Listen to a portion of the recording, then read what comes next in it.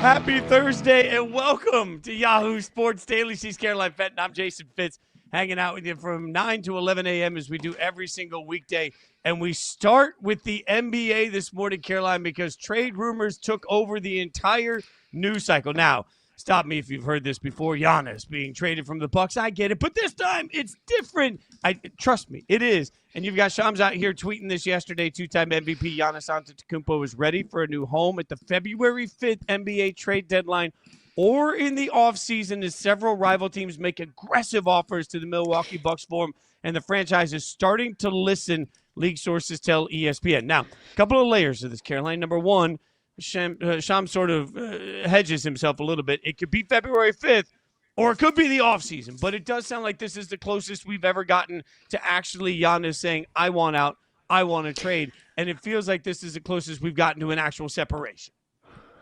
Well, and I think we have to, look into the words very carefully because Shams is somebody that is very powerful, that has connections to very powerful people. He doesn't just type things into a tweet and press send. It says two-time MVP Giannis Antetokounmpo is ready for a new home. How often do we hear tweets that say that? We don't really hear that very often. That made me raise an eyebrow when I first read that because I thought, ready for a new home. Exactly. It's the funniest phrasing. It's not Giannis Antetokounmpo has requested a trade. Not Giannis wants out of Milwaukee. It feels like a very delicate and soft and sensitive way to couch this. Because let's not forget, it was not that long ago that Giannis said, I won't ask for a trade. It is just not in my nature. It's not who I am.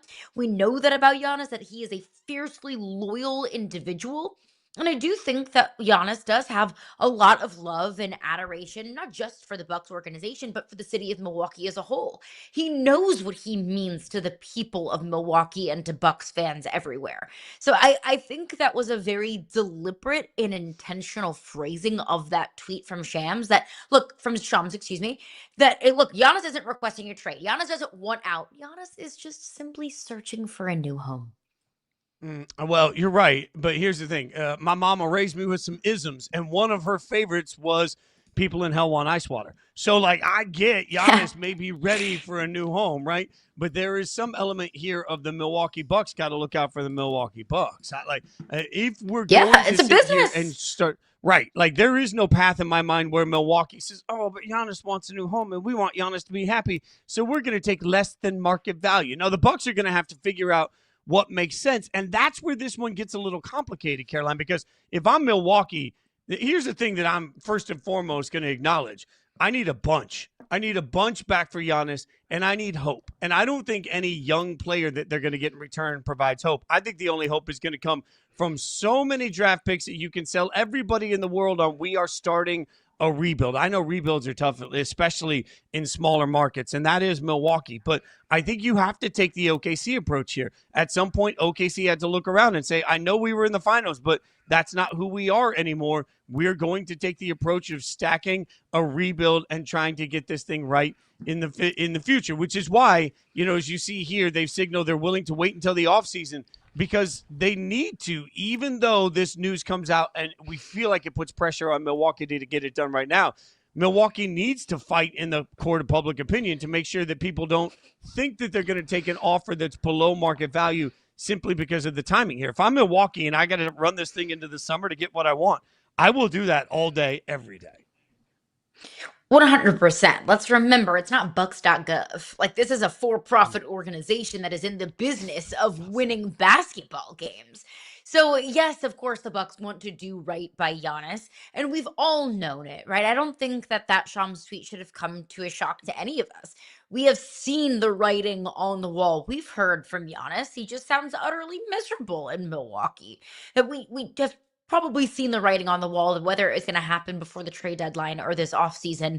It just didn't feel like Giannis was going to be a Buck for the entirety of his career, much less for the short-term future. So NBA trades are incredibly complicated. You have to find the right salary match. You have to get what you want in return. If I'm the Bucks, I view Giannis as my ticket out of the mess that they got themselves into trying to please Giannis and trying to keep this championship window open. The Bucks are stuck. The Bucks are stuck in salary hell. The Bucks have, are up to their ears in cash that they owe. The Bucks just don't really have very many avenues out to becoming a championship contender on the other side. Trading Giannis, that's their ticket. That's their ticket to kind of alleviating themselves and opening the next window. You close this current window of where you're at right now. Would that suck? Would that hurt? Would it be very popular? It would suck. It would hurt. It would not be very popular. But I think that is the Bucks' only way to building a contender over the next 3 to 5 years, rather than trying to capitalize on these next couple of years that you have with Giannis in his prime. But it has to make sense. So that's where I think the timing comes into play here. We are 1 week removed from the trade deadline. 1 week. The trade deadline is February 5th, next Thursday. These trades take a long time. I know that there have been, teams that have, and GMs that have called the Bucks, that have at least started kicking the tires and knocking on the door to see what it would take to trade Giannis. Frankly, if it's at this point, I'd be shocked if Giannis was traded before the deadline, just because I know, and we all know how long some of these things can take. But I would be also equally as shocked if Giannis was a Buck next season. Yeah, and I think part of this is how complicated the trade is, because they want young players and draft picks, and there aren't many teams that can offer them young players and draft picks right now, which means you have less teams bidding for the services, which destroys your leverage. Remember, Paul George was traded for a haul. When we talk about the mother of all trades, we tend to start and finish with Paul George, because he was traded for so many picks and so many players. It was a terrible trade, by the way. I mean, oh my God, yeah. And you start talking about trade. Yeah. I mean, SGA and then a bunch of first rounders. I mean, the fact that OKC is still sitting around reaping the benefit of these trades, it just shows how well run they are. If the Bucks want to run that process, I don't know that they can get that by next Thursday, because I think it could take a third team's involvement. We could be looking at massive pieces. That being said, if we do get fast movement, is there a place right now that you think makes the most sense for Giannis? There are a lot of places that I think make sense with an asterisk. It's like, this makes sense, but like the New York Knicks come to mind as a place that would make a whole lot of basketball sense. That right now the Knicks are kind of, in an up and down and in a high and low kind of phase, that they were in a slump. Now they've won their last 3 games, but the Knicks haven't really found a whole lot of consistency. Karl Anthony Towns has proven that he's just not really fitting very seamlessly into Mike Brown's system. So Giannis wants to be with the Knicks. He has mentioned how he wants to be in New York. He's talked about what that would mean for him in a basketball sense, what that would mean in a personal sense, direct flight from JFK to home in Greece. It would be, a fair thing to think that Cat for Giannis would be at least the start of a trade. But if I'm Milwaukee, I'm not taking Karl Anthony Towns straight up for Giannis Antetokounmpo. No. I need some certainties for the future as well. So I think Giannis with the Knicks would make sense, but also, what do the Knicks have to offer the Bucks in terms of future assets? Like, sure, Karl Anthony Towns is fine for the right now, and maybe it makes the Giannis trade not hurt so much, because at least you're getting a superstar in return. Cat's no Giannis, but also Cat's no scrub either. But if I'm the Bucks, I need future assets. I need young players, and I need draft picks, and the Knicks just don't have that to offer. So the Knicks make sense, but with an asterisk, because I just don't think that they have a package that would make sense in return for the Bucks. Yeah, that's the thing. Giannis makes sense to the Knicks. They don't have enough to offer to make sense for the other side of that trade. I keep going back to why Golden State could make sense, because Golden State they can offer 4 first-round picks and some pick swaps in there, along with some young players. I don't think that they have blue-chip talent that they can offer in return, but certainly the Warriors could offer the biggest haul of draft picks. But here's the problem. If I'm Golden State, why am I doing that deal?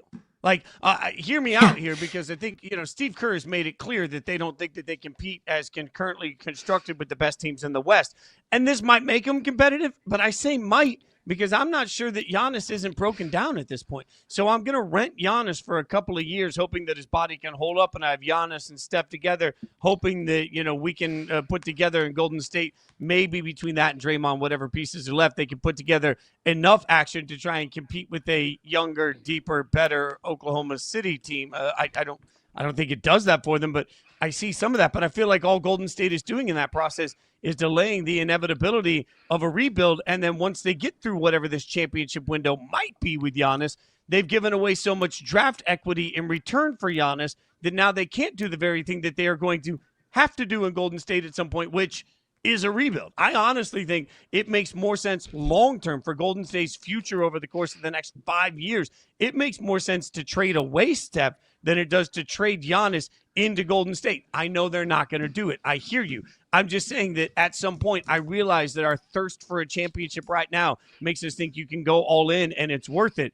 I question if it is worth it if you have to mortgage so much of your future that you legitimately don't have a future for 5 to 10 years after you take this championship run. Getting out of the basement in the NBA, getting out of what's being worse than bad all the time in the NBA, I say is being irrelevant. Getting out of irrelevance is really difficult for the worst teams in the NBA. I don't see how Golden State even has a path to curing their inevitable irrelevance if they get rid of all of this draft equity to go get Giannis. So I just don't like, again, to your point, I think Giannis to Golden State would be wildly awesome for us. It'd give us more to talk about. And it'd be awesome for right now for Golden State fans because you go into it and say, well, you never know. Like, we got Giannis, we got Steph, we've got a chance. Like, it makes you feel that little drug of hope for a second. But I think the long-term damage it does to Golden State, and I do mean damage, I think is too much for them to actually be in this consideration. So again, I want this to happen, but I struggle to find the puzzle pieces to put together. It makes sense in the opposite sense of the Knicks because the Warriors, I think, have what it takes to put together an attractive trade offer for Giannis. I would think that would be Jimmy Butler, Jonathan Kuminga, and 4 first-round picks. I would entertain that offer if I'm Milwaukee. But to your point, Giannis is 31 years old. What you're doing is just adding more age. And look, Giannis is still in his prime, but for how much longer? You're adding more age and injury to a team that's old, to a team that has gray in every single one of their starting 5 beards. So I don't know what that does for Golden State to make it worth their while to leverage their future. Is Golden State one Giannis away from being better than OKC, from being better than Denver, from competing with San Antonio? You can make the case that they are. I'm not totally and completely convinced, especially considering because Giannis told us he'd be out for the next 4 to 6 weeks. So you're getting what, a year and a half of Giannis at his peak, at his best? Maybe 2.5 years. Maybe you're extending that a little bit further. But how much longer is Steph going to be playing? So it's just all of these pieces. It would be awesome. It would be epic in terms of a brand standpoint, in terms of name recognition. But I don't know if Giannis is the missing piece for this version of the Golden State Warriors to be competitive in this season's West. This is where sometimes Carolina gets so difficult in a video game society because, hear me out on this, between Madden and 2K, we've become such a trade-dependent society where we'll turn around and say, like we're playing the video game, I loaded it up in the trade calculator and it works. So this makes sense because I like these brands together. And if I'm playing the video game version of the NBA, certainly I love the concept of Giannis and Steph together with whatever else they want to give him, especially because we're sitting here trying to figure out if Kerr's even still going to want to be the coach of this team in a year. So you take care of all these little short-term things like you're playing the video game version. But part of the reason people do that is because when it's a video game, you don't have to worry about what things look like in your 5th, 6th, 7th, 8th season down the road. At some point, Golden State will have to worry about that. Now, maybe their answer is we don't want to worry about it today.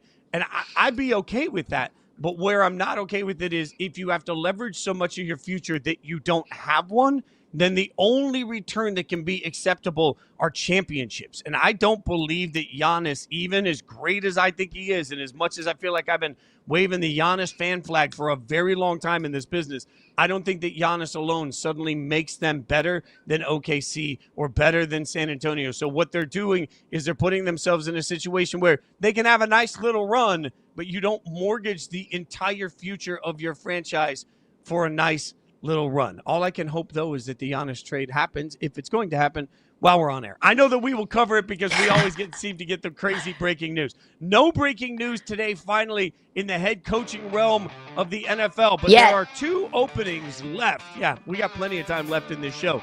We're going to figure out who's getting the last couple of jobs coming up next.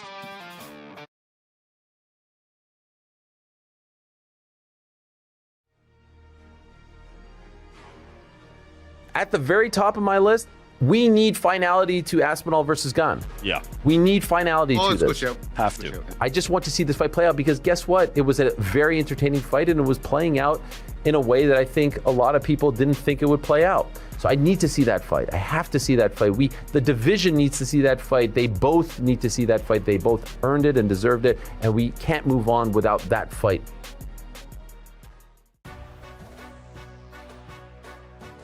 Do the Spurs still take Dylan Harper over Con Knippel and VJ Edgecombe?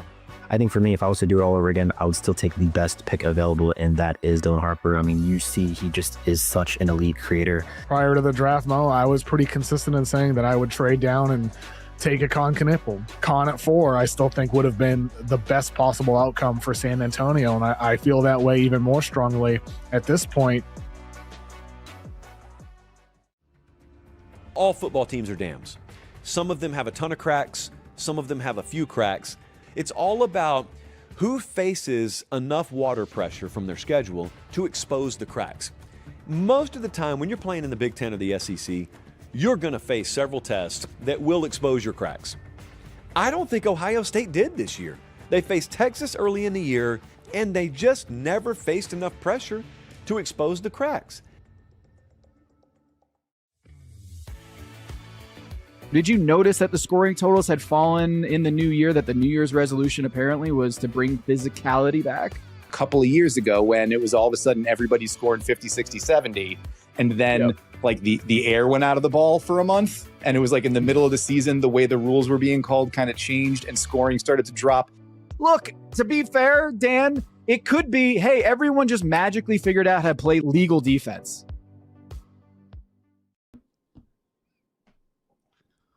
Only 2 NFL head coaching jobs remain vacant: the Arizona Cardinals and the Las Vegas Raiders. And, well, we're waiting. Aren't we all waiting? The Browns hired their man yesterday, Todd Monken, just leaving my beloved Raiders and Caroline's fiance's Cardinals without head coaching. Look at the family ties that we got going on here.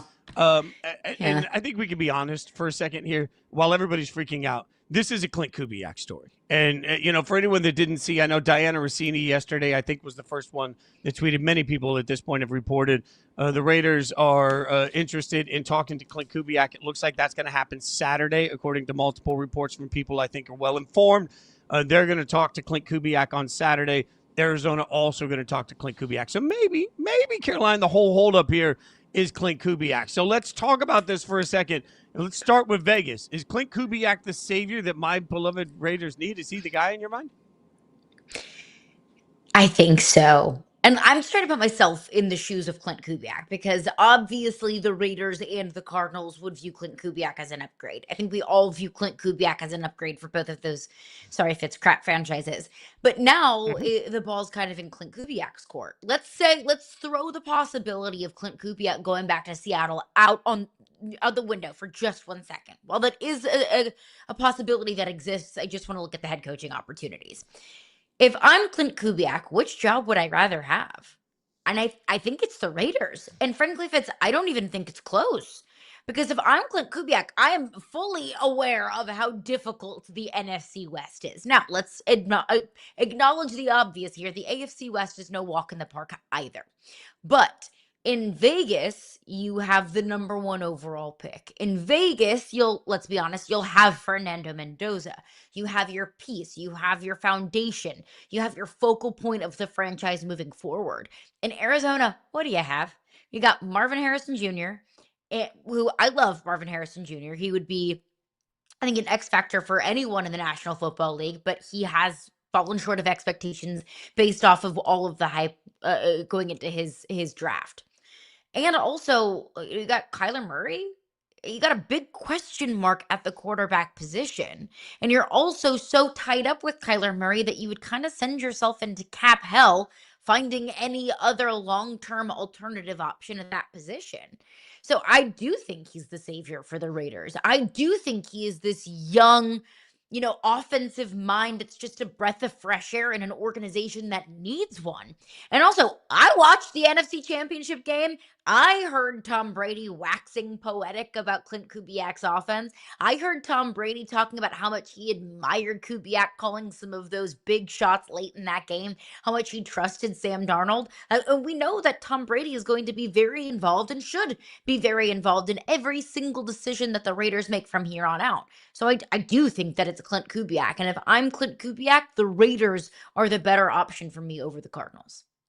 Yeah, look, I agree. I think Clint Kubiak is most likely going to be the head coach because they've had everybody in that they needed to see, and they haven't pulled the trigger on any of them, which to me is substantial. But I will say I look for through lines sometimes in some of the things that are said by multiple reporters when talking about candidates to look for any indication of maybe the why, right? And one thing that we've now heard from several people is that Kubiak's not the type of personality that necessarily blows you away in the room. I've had people that are well-sourced tell me that Kubiak doesn't necessarily have this big presence that can control a room the way some other head coaching candidates do. And that's mirrored. In fact, I even heard Dan Orlovsky, who mentioned he's known Kubiak for a very long time, talk a lot about the fact that Kubiak's not necessarily the type of person that walks in the room and everybody's blown away, but then you see his work and that speaks for itself. I think there's an interesting spot here where sometimes guys win or lose jobs based on whether they win or lose the interview, right or wrong, right? So there's a level of star factor that I wonder if Clint Kubiak has to a level that suddenly makes owners fall in love with the guy. That being said, Tom Brady has certainly spent a lot of time watching his offense. Tom Brady spent a lot of time studying it to get ready for it. So, it feels like this is the right spot and the right pick for the Raiders and for Clint, because I agree with you that the quarterback situation makes Arizona tough. So that being said, where does the other team go in this situation then? The Cardinals do have a tough quarterback situation. They need to bring somebody in that can sort of be their franchise savior. Who stands out to you? Mike LaFleur is a name that I keep hearing tied up with the Arizona Cardinals. And I think that that would be a great fit because Mike LaFleur is young. Mike LaFleur is looking for that next opportunity. And if you're the Cardinals, you're looking at it. Now, I always look at coaching hires as similar to presidential elections. You want the opposite of what you just had. Jonathan Gannon was a defensive guy. The Cardinals defense wasn't really all that great. So I wouldn't be surprised if the Cardinals want to go in an offensive direction, especially if they're looking for a head coach to kind of dig them out of the quarterback situation that they're in right now and find their quarterback situation of the future. And you have a guy that is familiar. Again, like I said, the NFC West is a freaking gauntlet, but Mike LaFleur is familiar with the NFC West. And there's a pretty decent history, successful history of former offensive coordinators with the Rams, guys that come from the Sean McVay tree. That's what I've noticed, I think, a lot in this past season's coaching cycle is everybody is searching for the next Sean McVay. Everyone's looking at Davis Dragon Webb. Everyone's looking at Grant Udinski, all of these young, Joe Brady, all of these young offensive-minded guys to be the next McVay. I think it's fair to say a guy that comes from the Sean McVay coaching tree could kind of follow that same kind of DNA. And we haven't really heard a lot on the Mike LaFleur front. We haven't really heard a lot of buzz attaching him places in the same way that we've heard buzz for Clint Kubiak. Obviously, that makes sense coming off of the heels of an NFC Championship win, punching their ticket to the Super Bowl. But I think that would be an interesting one to keep an eye on. No, I love that. I think that's absolutely a perfect pick, by the way, for the Cardinals and would be a huge gift for them. I wondered, even though Clay Kubiak has taken his name out of consideration, that would be the other Kubiak. I still wonder if Clay might be somebody they make a last minute heave towards if they don't bring in Clint. As much as it's weird with brothers, they're looking for, you're right, I think an offensive mind that can come in and sort of save or figure out what's going on with Kyler Murray. So I love your Mike LaFleur. I know that Clay has said no to wanting to be a head coach at this point. He wants to stay in San Francisco, wait till the next cycle. I get that, but at the same time, you never know. So I wondered if Clay would be in consideration here. And look, we both assigned Clint to the Raiders. But I do think that there is a very real scenario where if Clint decides he'd rather be in Arizona or the Raiders decide Clint isn't a great match, I could still see Clint ending up in Arizona too. I think both of these openings are squarely looking at that one candidate to figure out what he wants to do. So as pointed out there, yes, if Clint Kubiak doesn't think Fernando Mendoza is the guy, why would he take the Raiders job? Very real question. If you don't like the quarterback at number 1 overall, if you don't think he's a franchise guy, then certainly why would you want that? Why would you want that job in general? I think that sort of goes across the board all the way around. So Arizona, LA, and Vegas, I called them LA. Good Lord.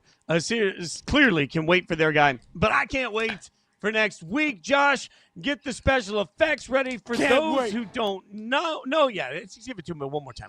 Give me Bart. Can't wait.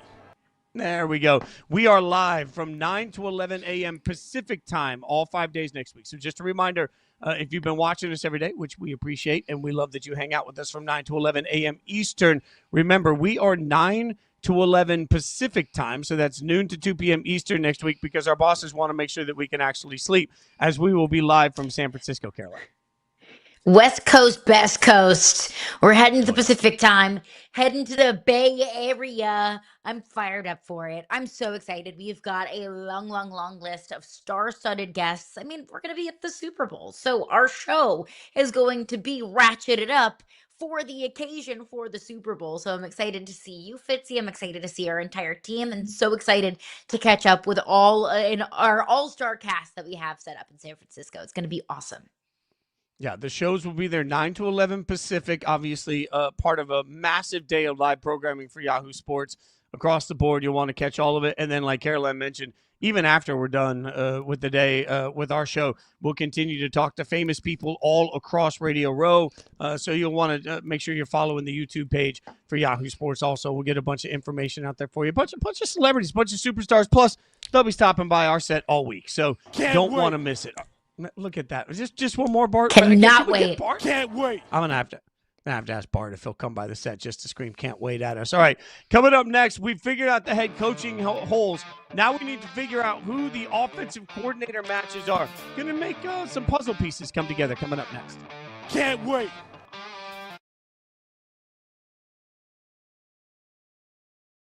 One school that's doing some work in there right now, very quietly, is the Florida Gators. At the time of us taping this, Florida is sitting there with a top 10 class. And you're like, JD, wait a second.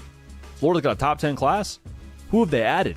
And I think this portal class in general for John Summerall is a good reflection of just the overall vibe, attitude, persona of what you're going to get from John Summerall during his time in Gainesville.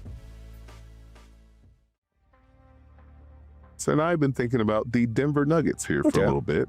Jamal Murray's gonna have to carry a torch during this program. Like I know it's the Fresh Prince of Bel-Air looking around and no furniture around, but hey, he's gonna have to figure it out.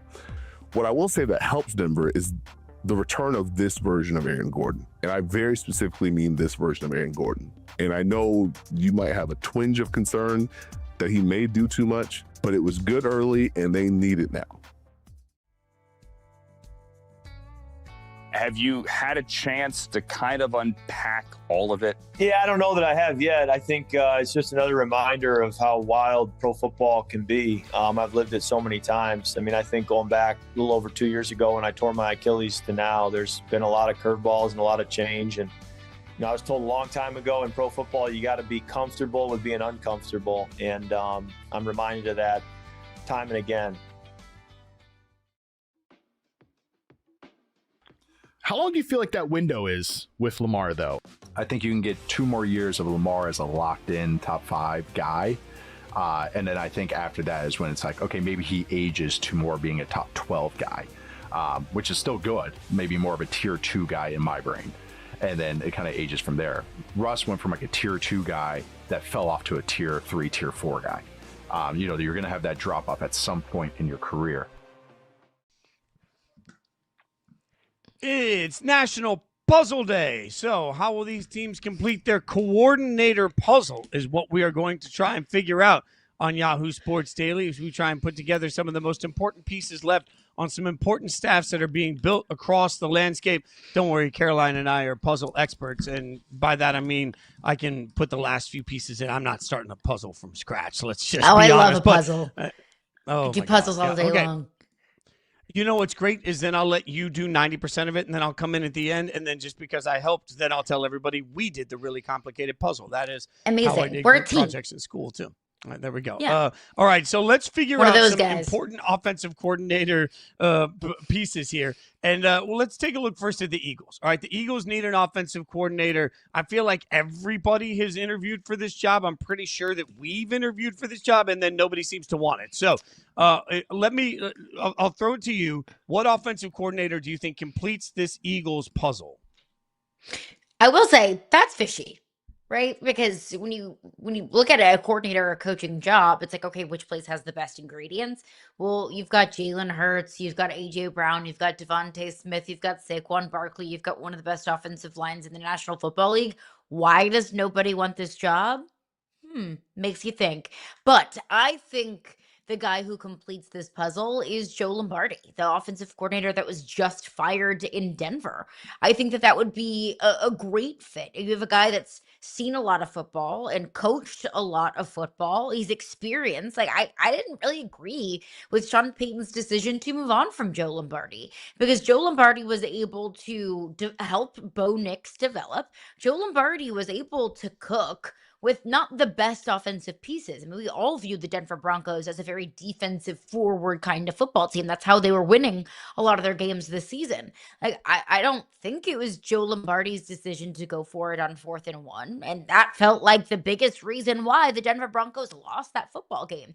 So I just felt like that was Sean Payton making a move just for the sake of making a move. I think Joe Lombardi is a very well-respected offensive mind. And I think that if you give him the pieces and the ingredients that they have in Philadelphia, I think that Philly's offense no longer will be one of the most brutal punishments to watch in the National Football League because that's what they were this past season. It feels like, to your point, because Sean Payton calls the plays, and then because Dragon Davis Webb has gotten so much love for the development somehow, Bo Nix, we're crediting the quarterback coach and the head coach for everything that happened in the office. It feels almost like that we're just implying that, at some point that Joe Lombardi is just like a dude that was there, lucky to get some lunch with everybody else. You're right. The narrative has been weird. I like that call by you a lot. I went with somebody with some familiarity with the style of offense I think they want to run, and with Philly, and my favorite name in all of the coaching landscape, Jim Bob Cooter.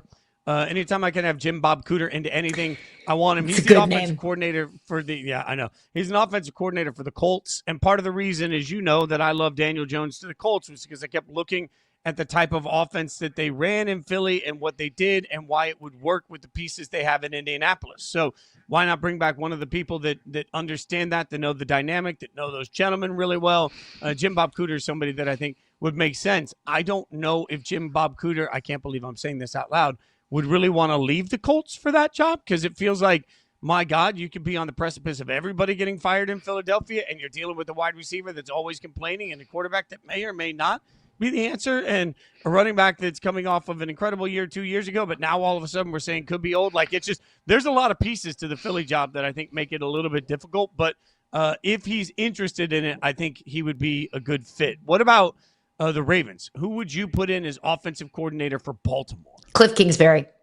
Like, no hesitation, don't even need time to think on it. This feels like the most obvious hire of all of the vacancies in the NFL. One, just look at his proof of concept with mobile quarterbacks. We saw it with Kyler Murray early in his tenure at Arizona. We saw it with Caleb Williams at USC when Cliff Kingsbury went back into the college ranks just a couple of years ago. We saw it with Patrick Mahomes at Texas Tech. We saw it with Johnny Manziel at Texas A&M. We saw it with Jaden Daniels a couple of years ago in Washington. Like, what more do we need to see of a proof of concept of Cliff Kingsbury with that style of quarterback and that style of offense that Lamar and the Ravens want to run? And also, most obviously, Lamar has said that he wants Cliff Kingsbury. Lamar said that would be my choice of offensive coordinator. That's all I need to hear. I don't always think that quarterbacks should have carte blanche of coaching hires, looking at you, Buffalo Bills, but I do think that his opinion matters. Lamar has earned the right to say, I want this guy to be my OC. So for all of those reasons, Cliff in Baltimore makes way too much sense. Yeah, there's nothing to add to this. You are 1,000% right. Cliff to Baltimore is the piece that I think makes the most sense to all of us. And frankly, when you've gone this far and when you start looking around at what we're going to want for Lamar, I think at some point you just want to steady the ship with Lamar. So if Lamar wants Cliff, they made a statement with their head coaching hire that they're going to let the offense take care of the offense. So let Lamar decide who he wants to take care of. I think that actually makes a ton of sense. How about this one? This one's tough. The Giants puzzle. And I'll say this is tough because multiple people have pointed out in the last 24 hours that Todd Monken becoming the head coach of the Cleveland Browns is actually worst case scenario for the New York Giants. Harbaugh seemed to be hellbent on bringing Monken with him. We all thought that part of why we liked this hire for the Giants in the first place was that Harbaugh was going to bring in an offensive system he was very comfortable with Jackson Dart and with the guys in New York. So now that there is no Todd Monken, who makes the most sense in New York to you? This was the hardest one for me because the coaches that I felt like made the most sense aren't going to end up there. Like, I think Cliff Kingsbury also makes a ton of sense with the Giants. And if he doesn't go to the Ravens, then I do think going to the Giants would be the second best option. I think he'd be a great fit with Jackson Dart. I think that's a personality fit. I think that's a style fit. And again, Harbaugh needs guys that on both sides of the football that can fully own their respective sides. Harbaugh wants to be, the coach that he's always been, the guy that doesn't have a specialty, but is a great figurehead. So I think that he would give Cliff Kingsbury the runway to just totally and completely own the offense. But again, I just said I think he's the perfect fit for the Ravens. I think he goes to Baltimore. I think the other offensive coordinator that would make a ton of sense, who's not going to go, he's already said he's not going to the NFL, but it's Charlie Weiss Jr. It's Jackson Dart's former offensive coordinator at Ole Miss. Now he's taking over the job at LSU. There was some buzz about him potentially taking some interviews and taking that leap to the next level. Now he's kind of put the kibosh on that. But I think a guy with familiarity with their quarterback, that has respect with their quarterback, that already has that relationship there, I think that would make a lot of sense. But again, another guy that's not going to take the job. So I don't know who's left. Yeah, and this one was the hardest of all the ones that we tried to piece together. This one was by far the hardest to me. And I'm going to give you the most. I'm sorry, Giants fans. I love the trajectory of your franchise. Congratulations, you've had a very good offseason with Harbaugh. I think it's going to work out very well for you. I'm just sort of couching this so I don't get totally killed. I think Greg Roman is probably a name to look out here, and Greg Roman is just such an uninspired hiring to many of us. But think about who Harbaugh is. Harbaugh is the sort of guy that likes people he's worked with and been around before. Many of us forget that Greg Roman was with the Ravens. He was an offensive coordinator for the Ravens that was very successful until he resigned and then was replaced by Todd Monken. So I look at Harbaugh and I'm thinking, okay, you're in this situation where it's your second shot and you want to make sure that everything goes right out of the gates. Who do you want coaching under you? I think you want guys that know what you expect to be delivered and how you expect it to be delivered. I think for a lot of coaches that have had tremendous success, they like to continue to surround themselves with other coaches that know what they're all about. In fact, hell, even look at the success we've seen in New England. And as much as that was in part Mike Vrabel being willing to think outside the box with the hire of Josh McDaniels, there are many coaches on that staff that were people that had worked with Vrabel in the past. So Greg Roman has a past with Harbaugh. He's worked with a ton of different teams. He is, in some regards, well-respected. His offense doesn't thrill me. It doesn't excite me. But I think that there's comfort, and much like, Linus's blanket, that's what he'll be for Harbaugh right here. Let's get one more. How about the Broncos? Where are you on the Broncos? By the way, we mentioned at the beginning of this, Joe Lombardi fired by the Broncos. The Broncos now need an offensive coordinator. Are we both thinking it's the Dragon here? It's Dragon. Even if he's not the best option out there in terms of what Bo Nix needs, in terms of what this offense needs, it's who it's going to be. Like, that's kind of what I looked at the Joe Lombardi firing as. This is opening up the door to keep Dragon in the building, Davis Dragon Webb. That maybe Sean Payton looked around and said, we can't let Davis Webb interview for all of these head coaching jobs and let him get out of the building. We value him that much. So we're going to give him that promotion, of course, allow him to sow his wild oats and do the interviews that he wants to do. But I viewed that as an opportunity for Sean Payton to keep that spot open for Davis Webb. Yeah, 100%. I don't think it's an accident that you fired your offensive coordinator, leaving the opening there to be dangled while Davis Webb was in the Raiders facility interviewing for a division rival's head coaching job. I think that all of this is a statement of like, wait, we've got a soft landing spot. Should be noted, anytime you hire a coordinator, once you've fired a coordinator, you must do 2 in-person interviews with the Rooney Rule candidate. So it's not as simple as the Broncos can just fire their offensive coordinator and make Davis Webb the new guy. It's not that simple. They still have to go through a process. But that doesn't mean they haven't wink, nudged with his agent and just made sure that he understands that, hey, there's going to be a soft spot to get it. I'm still not convinced, as we sit right here, right now, Thursday, as this is live on air, I'm still not convinced that we don't wake up Sunday morning to Davis Webb being the next coach of the Raiders. But if that doesn't happen, I think the offensive coordinator position here makes a ton of sense. Of these openings that we've mentioned, who are you the most confident can have the right level of success right out of the gate? Ooh, that's a good question. Cliff? Can Cliff have with the right Lamar? level of success? I think it's the Ravens probably, because you have a quarterback that's fully cooked, right? You have a quarterback that's a 2-time, almost 3-time MVP. There are some questions around Lamar. What's Derrick Henry going to look like moving forward? I have bitten my tongue so many times and assuming that Derrick Henry was, going downhill or, was going to regress. And then every single year it's like, nope, he's still the same crazy specimen that just simply does not age. But let's acknowledge the obvious elephant in the room that at some point in time, Derrick Henry will not be the same Derrick Henry that we know and that we love. But I do think it's the Ravens with Lamar. But the one that I think that's most urgent to get correct, not only is the Ravens that they find themselves squarely in a Super Bowl window, I also think it's the Eagles. I don't know how comfy, cozy, and cool Nick Sirianni's seat is in Philadelphia right now. I think that Nick Sirianni is squarely. I know that we are just one season removed. 1 year ago, we were flying to New Orleans talking about the Eagles in the Super Bowl, but I don't think that Nick Sirianni's seat is necessarily incredibly safe going into next season. I think it's urgent they get this OC hire right.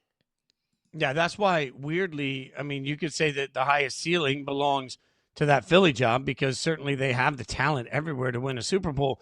But the lowest floor is that Philly job because I could see the entire staff getting blown out in a year. So even if you get, as coordinators often do, a 2 or 3 year contract, it doesn't mean that you won't be moving your entire family to Philly only to be moving your entire family somewhere else just a year later. I think Jim Bob Cooter or whoever takes the job in Philly could have a great opportunity to literally win the Super Bowl and suddenly be the guy, right? So there's tons of reward to it.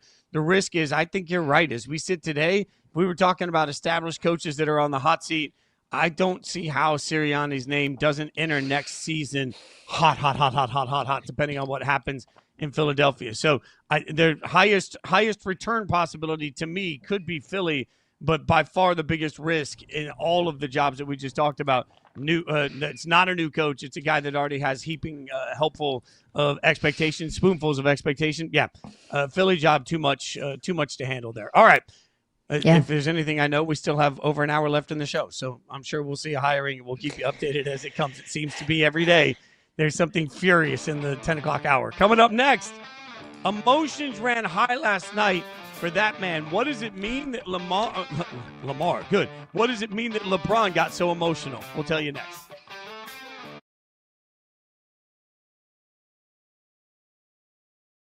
Penn State has imported Iowa State. It's the best way I could explain it. Penn State has now taken Rocco Beck. They took RB1. They took wide receiver 1. They took 3 offensive linemen. I detest that this is how college football works at the moment, but it's the way it works at the moment. And that is when you take a head coach, part of the thinking behind hiring the head coach is who he can bring with him. And in Matt Campbell's case, it was basically whoever he wants. I'm very fascinated to see which direction they go here, because I think that Roman, this is the deal with him. He's not terrible. He's not offensive as an offensive coordinator, but he can get you to a certain point. You need somebody else to get you to the next point. I think he's done a good job with Herbert, getting him to run more and getting him to push the ball down the field. Now I'd like to see, someone kind of just, again, give him some more quicker options. That's the type of stuff I'd like to see from the next coach.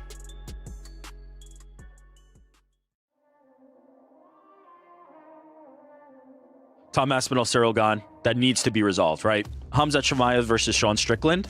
But I will accept Hamzat Shemaev versus Fluffy Hernandez. If Fluffy beats Sean Strickland, I'll take either of those. Here's another one of my, but you accept these as secondary. 100%. Armin Sarukian versus UFC lightweight champion. We cannot just keep having Armin doing grappling matches and eating and all this stuff. I'm kind of okay with it. No, I'm not. No, I know you love it. You get the first pick in the underrated player draft. Who are you taking? Jalen Duren has never made an All-Star game. He's never made an All-NBA team. He's gotten so much better as a scorer this year. Jalen Duren is like a legit All-Star this year. And so because everybody talks about the Detroit situation like it's trash and Cade Cunningham, I'm going to say he's still a little bit underrated, and he's my number one pick.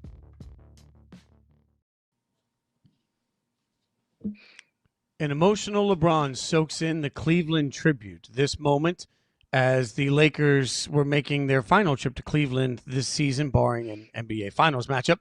And that means that this could be the last time LeBron was in a Lakers jersey in Cleveland for this. And you see the crowd, you see the tribute video. It should be noted that LeBron has received several tribute videos in the past. But this one, as you see right there, got him a little choked up, clearly emotional. And as you see from him in that moment, the moment meant something to him, And so I look at this, Caroline, and a lot of people are going to look at this and say, what's it mean? To me, when you have a player at his age, when you have a player that's become so open about just not really sure what his future is going to look like, I think that you're going to see more and more of this. Like this, certainly LeBron isn't having a farewell tour. He didn't announce it. He could have. But if this is his farewell tour, I would understand why there's an emotion of going home to Cleveland and having family in the crowd and seeing that moment and his career in front of him. Quick side note, can I tell you what bugs me about this video? Yes, There's a guy sitting behind LeBron with his phone out, and he's taping the video. LeBron's right there. Why are you taping the screen and not Oh my God. LeBron? What right. an opportunity missed. I mean, if we're getting content here, they're probably going to tweet the video out on their later. Why not keep it in front of you? Anyways, I'm not going to get LeBron, at least live in the moment. To your point, though, I don't think that this is going to be the end of emotional stops for LeBron. I'm sure this meant a lot to him. His family, his hometown, where he started his career, a place that has meant a lot to him, not just in his basketball career, but in his life. That's his home. Cleveland is his home. And so it does me that maybe it hit him in the feels a little bit, understanding that that this might be the last time he ever, maybe. Yeah, I mean, I think part of this, it's just a human element. Look, I'm a movie crier. I'm a TV crier. I'm a moment crier. Like, I'm all in on this. I have no problem with somebody getting emotional in their feels. I just think that when you combine that with the fact that LeBron has made it so clear he hasn't made a decision, and in post-game, he was asked about it and made it clear even then. You guys keep asking. I know it. I think as you get to this point in your career, you think more about these things in the future and what the future might hold and blah, blah, blah, blah, blah. All of these answers just make me think that LeBron is at least realizing there's a chance this is it. And then you combine that with the overall tone of his answers when asked about, the reports that ESPN.com had. And he made it clear. I don't listen. I don't read the articles. I don't watch the shows. I don't listen to podcasts. I watch golf. The number of times this year I've had LeBron tell me he watches golf. My question isn't about that. I don't care if he watches golf in his free time. Good for you, LeBron. Find your outlet. But to me, it all speaks to the fact that there just isn't a lot of love right now for whatever this process is. Now, you could say he's just not happy in New York or in LA. I guess my counter to that is, what indication do we get that right now LeBron is just in love with this process. We're hearing him talk about giving up alcohol and his body fighting against him and the sciatica and how hard that's been for him to come back from, and trying to figure out how to hang with the younger guys, because his body's breaking down. He reminds us constantly of his age. I think what you're hearing, if we just take his words, we're hearing somebody that is realizing his morality. Like, he's realizing that, hey, like, my time in this game is coming to an end. Caroline, I took the tears last night as the first time that I've ever said this. I don't believe LeBron's going to be in the NBA next year. I think that what we're going to find out is that this was quietly LeBron's just making his own way out of the league, and that he's understanding his body can't do what it used to do. And I don't think he has the same level of joy in anything he's doing right now. I just wouldn't be surprised if this is all part of the process of him soaking it in before he walks away from the game. I think the tears last night were an indication that that game was different. This isn't the first time LeBron's been back in Cleveland on the other sideline. This isn't the first tribute video that LeBron has seen in Cleveland. This has happened before. We've seen countless tribute videos, and he deserves and has earned every single one. But I think that the tears came last night because of what you just said, because he's probably soaking in every last moment that he might have. And maybe LeBron hasn't totally and completely made his mind up yet. And that's fine if he hasn't. Maybe LeBron is considering coming back next season. But I think we also have to acknowledge that LeBron is also probably considering hanging it up next season. So isn't it just natural human nature to soak in every single moment? Isn't it just human nature that it'll hit you in your feels a little bit whenever you start to feel incredibly nostalgic and retrospective about your career? And look at him. Like, look, winning a championship for your hometown team, the team that drafted you in your second iteration with that team. Like, I have to imagine that is a career highlight for LeBron. I think it's an NBA highlight of all of the NBA moments that have happened in my lifetime. That right there is up there with one of the coolest ones. I think we all kind of feel in our feels, whether you're a Cavs fan or not, we feel in our feels about what LeBron means to Cleveland. I also think, too, there's probably a really difficult back and forth that LeBron is probably having internally. LeBron's been playing in the NBA for 23 years. And it goes back to his high school career that LeBron's been playing in the NBA longer than he hasn't been playing in the NBA. Basketball is LeBron James's life. Like, that is why we all know LeBron. LeBron probably feels a lot of his self-worth from the game of basketball, like we all do whenever we, love our job and pour into our careers. LeBron is basketball. Basketball is LeBron. So I'm sure there also is a little bit of an identity crisis maybe that's going on for LeBron of what does life after basketball look like for me? That's emotional as well. I will never pretend to know anything at a level of greatness that LeBron James knows. I will say that loud and proud. I was a musician my whole life. Most people know this story at this point, but when I left the band that I toured with, I'd been on the road for roughly 15 years of my life just trying to make it in music, and I finally did. And I've been playing the violin since I was 4, right? That's all I've ever done my entire life. I knew I was leaving the band. In the last couple of weeks, I went out to sound check earlier, and I just sat on stage. I watched people walk in. And for me, it was just this moment of, like, I knew I was leaving the band to take my first show at ESPN. Like, I knew that I was about to have this incredible transformative moment I was really happy and proud of and excited for, and I knew it was going to change my life. But there wasn't a day that I didn't sit on stage for an hour extra before, and a lot of times for an hour after, just because you're soaking it in. You're like, man, I don't know how many times I'm going to get to do this again. I'll never forget my last concert was the Alaska State Fair. It's just these moments get ingrained in your brain because you do have a moment where you look around and you say, man, this has been the only life I've ever known, and I'm never going to know this exact same life again once I make this decision. I think as a human, anybody that's ever had a dream job that they've known they were going to walk away from at some point, it hits you different. That being said, let's talk about LeBron and where would be best. I'm not here to tell LeBron whether or not he should play. I'm not here to tell LeBron, what he should do in his next step. That's his decision to make and our decision to honor. That being said, if we were writing the Disney version of the LeBron movie, what would you have next year look like for LeBron James? It would be going back to Cleveland in his final season and like the ultimate cherry on top, the ultimate feel good, warm, fuzzy Disney Channel movie would be LeBron goes back to Cleveland and he wins a championship and he gets to announce his retirement, after a championship parade. That would be, the ultimate perfect storybook ending for one of the most, if not the most decorated careers that we have ever seen in the history of this sport. But honestly, Fitz, I think it's just anything in Cleveland. Whether he signs a one-day contract to retire a Cleveland Cavalier, whether he comes back to Cleveland just to go on his farewell tour, even if it's not even in the form of a very successful season. I think anything in Cleveland would just be the perfect storybook ending to a career that we'll talk about until the end of time. Look, you're right. Here's the only thing that I would change in our Disney movie. Again, this is just LeBron partnering up and deciding he's going to do his Disney movie.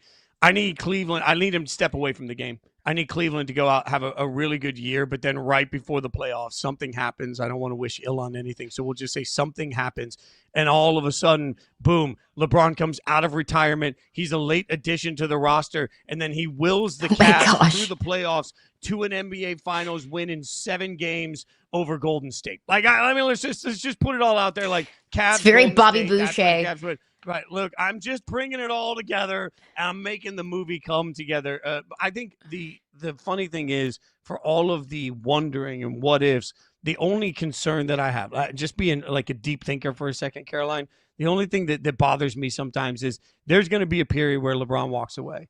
And we're spending so much of the time that we have left watching LeBron worried about whether or not he's going to be in the league, whether or not he wants out of the Lakers, whether or not he's happy. What's it mean that he's watching golf videos? What's it mean that he's we're spending what could be the last time watching one of, if not the greatest of all time, so worried about what's coming next that we're not even appreciating what we see right now from LeBron. And that's the shame in all of this, because if there's a chance that we'll only have 40 times left or whatever to watch LeBron James on the court, I'd rather spend those 40 instances celebrating watching that man and what he has meant to any single person that's an NBA fan for generations than worried about what's coming next. But unfortunately, the world just doesn't work that way. And I fear we're wasting the last moments we have with LeBron worried about what's coming next instead of appreciating them. I do always want for any athlete to do 2 things. To, 1, go out on their own terms, and to 2, go out on top. And I don't want LeBron to stick around so long that our lasting impressions of LeBron are him playing like a pee-pop and not being much of a factor really anywhere. But also at the same time, LeBron is kind of the last of my childhood. Tiger Woods is not Tiger Woods. Tom Brady has retired. Nick Saban has retired. All of the greatness of, the best athletes, the best coaches. Bill Belichick is, very different Bill Belichick now than when I remember as a kid. But all of the great coaches, the great athletes that I grew up watching, the elite, the GOATs of my generation, they've all hung it up. They've all moved on to greener pastures. LeBron is the last of them.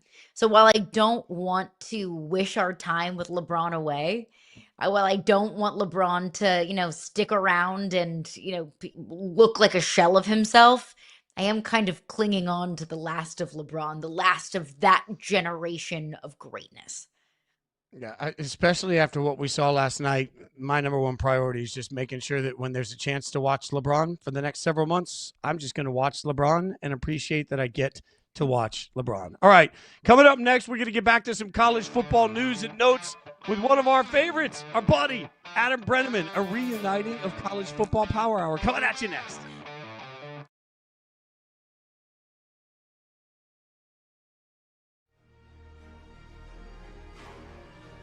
At the very top of my list, we need finality to Aspinall versus Gunn. Yeah. We need finality to this. Have to. I just want to see this fight play out because guess what? It was a very entertaining fight and it was playing out in a way that I think a lot of people didn't think it would play out. So I need to see that fight. I have to see that fight. The division needs to see that fight. They both need to see that fight. They both earned it and deserved it, and we can't move on without that fight.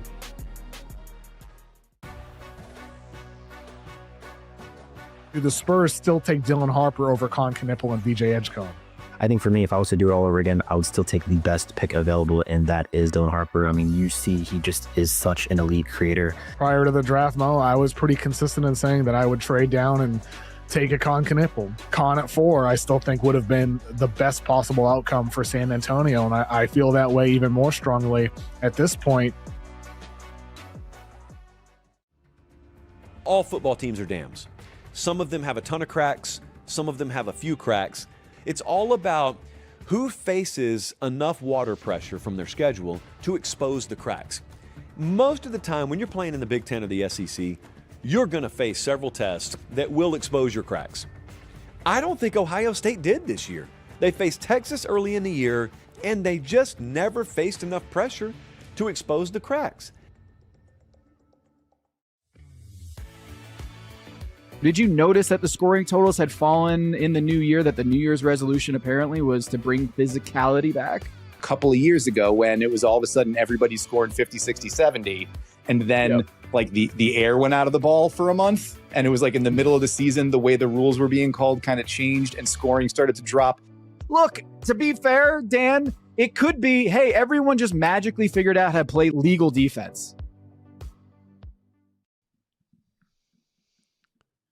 Chris Vanini tweeted out, in a previously unreported, shocking, that seems to happen a lot right now, college football playoff change, the group of 6 spot in 2026 does not have to be a conference champion. It's just the highest ranked G6 team, a change some G6 leaders didn't even realize until recently. Seems to be a theme, changes that people don't even realize are happening. With that, we welcome in CBS college football analyst, host of Next Up with Adam, the great Adam Breneman, a reuniting of our college football power hour that we love doing together at Yahoo Sports with all three of us. Adam, what do you make of this college football playoff update? How does it impact the playoff moving forward to you?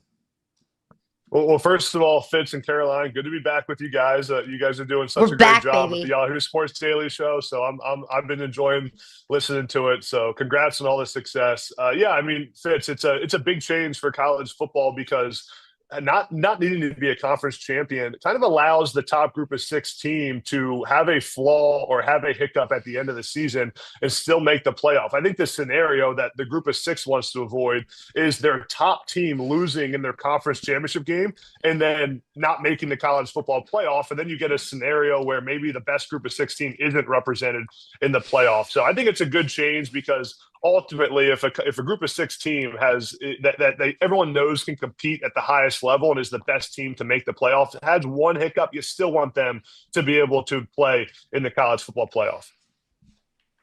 I'm with you. I leave it as open-ended as possible. No, we don't need automatic qualifiers for every single conference, at least in my opinion. But Adam, you started your college football career at Penn State. You're from Pennsylvania. You have close relationships with so many people at Penn State. Wild year and off season for the Penn State Nittany Lions. How closely are you going to be watching your former head coach, James Franklin, at Virginia Tech? How much will that be a measuring stick for Penn State moving forward? Yeah, I mean, I'll be watching a ton to see can Coach Franklin win in the ACC at a place like Virginia Tech. In a lot of ways, it feels like a perfect marriage. I mean, if you're James Franklin, you get a path to the playoff every single year, and it's a path, guys, that doesn't include Oregon, it doesn't include Indiana, it doesn't include Michigan or Ohio State. You're in the ACC, so you have a clear opportunity to run the table and win that conference every single year.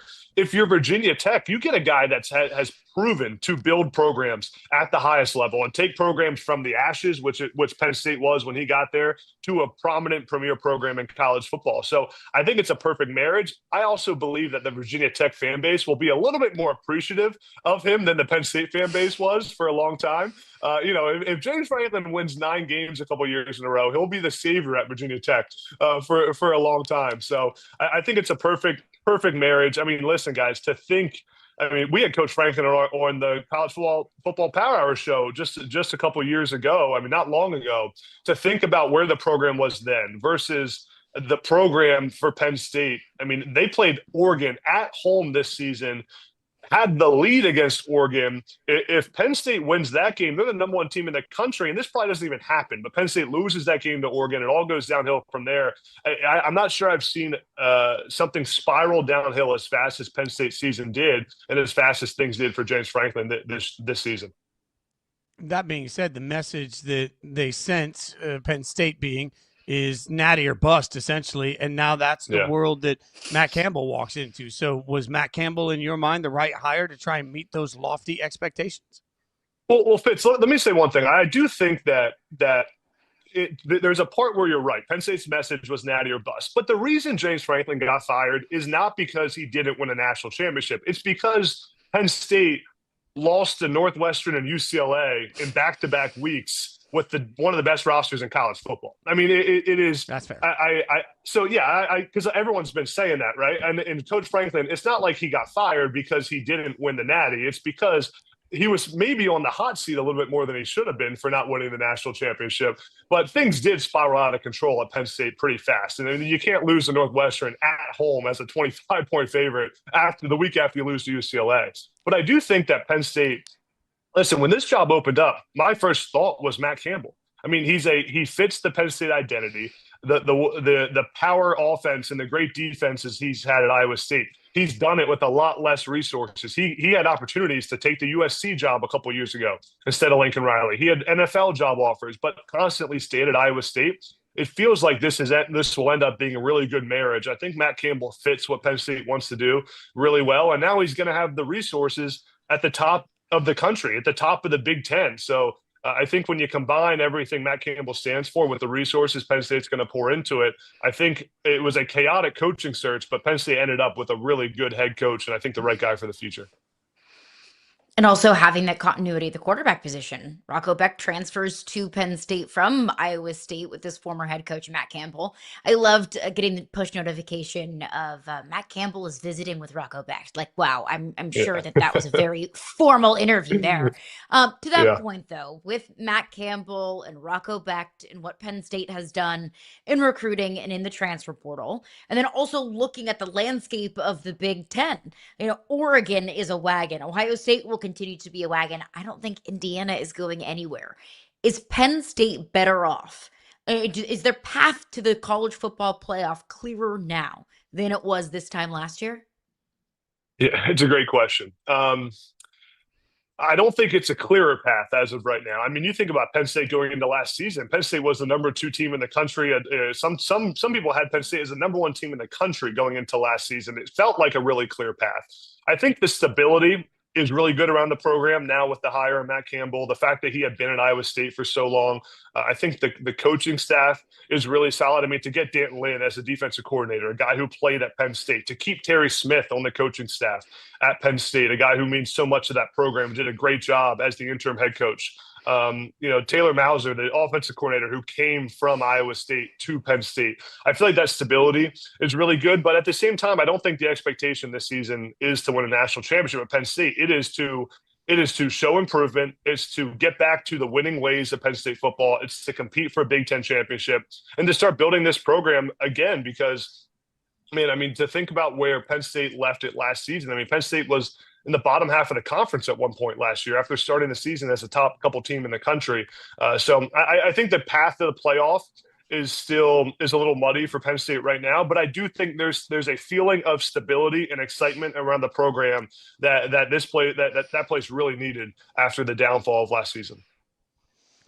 So what in your mind with Cignetti, Indiana, the quick turnaround, all of this, how does that change the way fans and administrations are going to see the process of rebuilding in college football? Yeah, it changes everything. I mean, if you're a college football head coach at anywhere but Indiana, you're watching what Kirk Cignetti did, and you're getting a little nervous. You're like, every AD in the country is going to say, well, Kirk Cignetti could do it in 2 years at Indiana, really 1 year at Indiana. Why can't we do it here? So I think that's fair in a lot of ways, but it was also a perfect combination. Indiana played it perfectly. To talk about, you get a guy who has coached and won everywhere he's been, Elon, James Madison, I mean, he has won IUP, Indiana University of Pennsylvania, has won at those levels and knows how to build a program. Then you combine it with an administration that invested at the highest level. They went all in to keep Kirk Cinetti, to keep those coordinators. I mean, the fact that he didn't lose any coordinators after the first season at Indiana is remarkable. Kept that Bryant Haynes, their defense coordinator. They paid him to stay at Indiana. They went out and they got a quarterback both those years. Fernando Mendoza this year, who wins the Heisman Trophy. So when you get an administration that doesn't dip their toe in the water, they dive all in and they say, we're going to turn this thing around. We're going to get a head coach who knows how to win, and we're going to build a winner. A lot of great things can happen. And then you combine it with Kirk Cinetti being a remarkable head coach who builds culture so well. And I think the best way to describe him is he just really like oozes with confidence. Everything he does, there's confidence, there's swagger, and your players play with that confidence, and it clearly rubbed off on his entire team. I mean, it's the best coaching job I can remember in college football, what he's done at Indiana. But it definitely makes every other coach around the country think, I better turn this program around a lot faster than the expectation might have been a few years ago. Who would have thought Indiana ratchets up the pressure for every single coach across the country? But Adam, in your opinion, what program do you think has the most pressure to win in 2026? The most pressure to win in 2026. I mean, how about keeping it at home with you, Caroline? How about the LSU Tigers? I mean, you go out and you make the biggest. I was worried you'd say that. You make the biggest splash in college football. You break up an entire team during their playoff run, and you hire Lane Kiffin, who, in Lane Kiffin fashion, gets extremely dramatic and finds a way to LSU. I mean, and then you also spend a ton of money and make him the highest paid coach in college football. You got to win. I mean, if you're Lane Kiffin now, you left a chance to win a championship at Ole Miss to go to LSU. It is now all about winning. And there isn't going to be a long leash. I mean, you got to win now, and you have the resources to do it. You have the commitment from the administration, who clearly showed they'll do whatever it takes to get their guy. I think the entire college football world will be watching this season at LSU, and not just if they win a championship, but is this a disciplined team? Do they play good on offense the way that they did at Ole Miss? There's going to be so much expectation for that program. At the same time, though, what an exciting time to be an LSU Tiger. I mean, you get Lane Kiffin as your head coach, and there's a ton of buzz around the program. So I'm excited for it. I think it's going to be fun to watch. But boy, are the expectations high in Baton Rouge. Go Tigers. In addition to being an analyst and having your own show, you talk so much to the young guys that are playing right now. Like, you talk a lot to these kids. You work a lot with these kids. Mm-hmm. Darian Mensah in Miami, I mean, we've got a lawsuit and everything goes back and forth. Obviously, Duke felt like they had him locked in. It turns into legal issues. What do we all learn from this? What's it mean for the future of the way teams and players deal with each other? I think we need to have a level set in college football. A lot of times college football was bad for the players for a long time. The players it was a business for everybody but the players, right? You had administrators, you had media companies, you had concession companies, you had the stadiums, you had all these people, agents, all these people making money other than the players. And what happened is we corrected it, but we overcorrected in favor of the players, where the players now have too much freedom, too much leeway. And that happens a lot. I mean, in business and life, when something's wrong for so long, you overcorrect in the opposite direction. I think now we need to have a come back to the center moment where, guys, for a guy like Darian Mensah, and I've gotten to know Darian a little bit. He's a great player, a great young man, played for Manny Diaz, a great head coach. Darian Mensah, if he signs a contract and makes a commitment, has to follow that contract, just like everyone else has to do in life. When you get paid, you get locked up. You got to follow what you actually sign. At the same time, there's no reason that a college football player should transfer 7 times in 7 years and play at 7 different schools. It's not good for it's not good for college football. It's not good for the player. It's not good for his development. And what's it teach the young men who say, listen, every time something goes wrong, I just pick up and run to the next place. That's not how life works for any of us.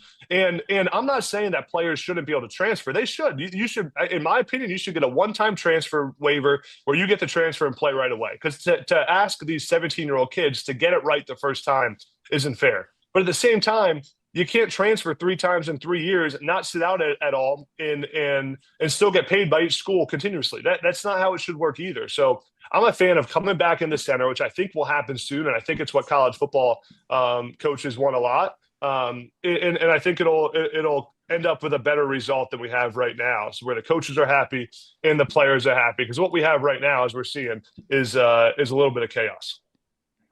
You guys can follow him on social media. Yeah, a little bit. At Adam Breneman 81 is where you follow him. Next up with Adam is where you hear him. He gets superstars. I mean, a who's who of college football comes through and talks to Adam all the time. Brother, appreciate your time. I'm sad that we didn't do Power Hour this year just so that I could have finally won the Notre Dame getting in the college football playoff argument. We had it so many times. This was my year. It didn't happen. Adam, appreciate your time this morning. Thanks for hanging out with us. Congrats on kicking ass as you always do, my friend. Thanks for the expertise. Good to see you both. Thanks, guys. Thanks, Great Adam. stuff from Adam. Coming up next, did the Titans sneakily win the coaching carousel already? We'll tell you about it next.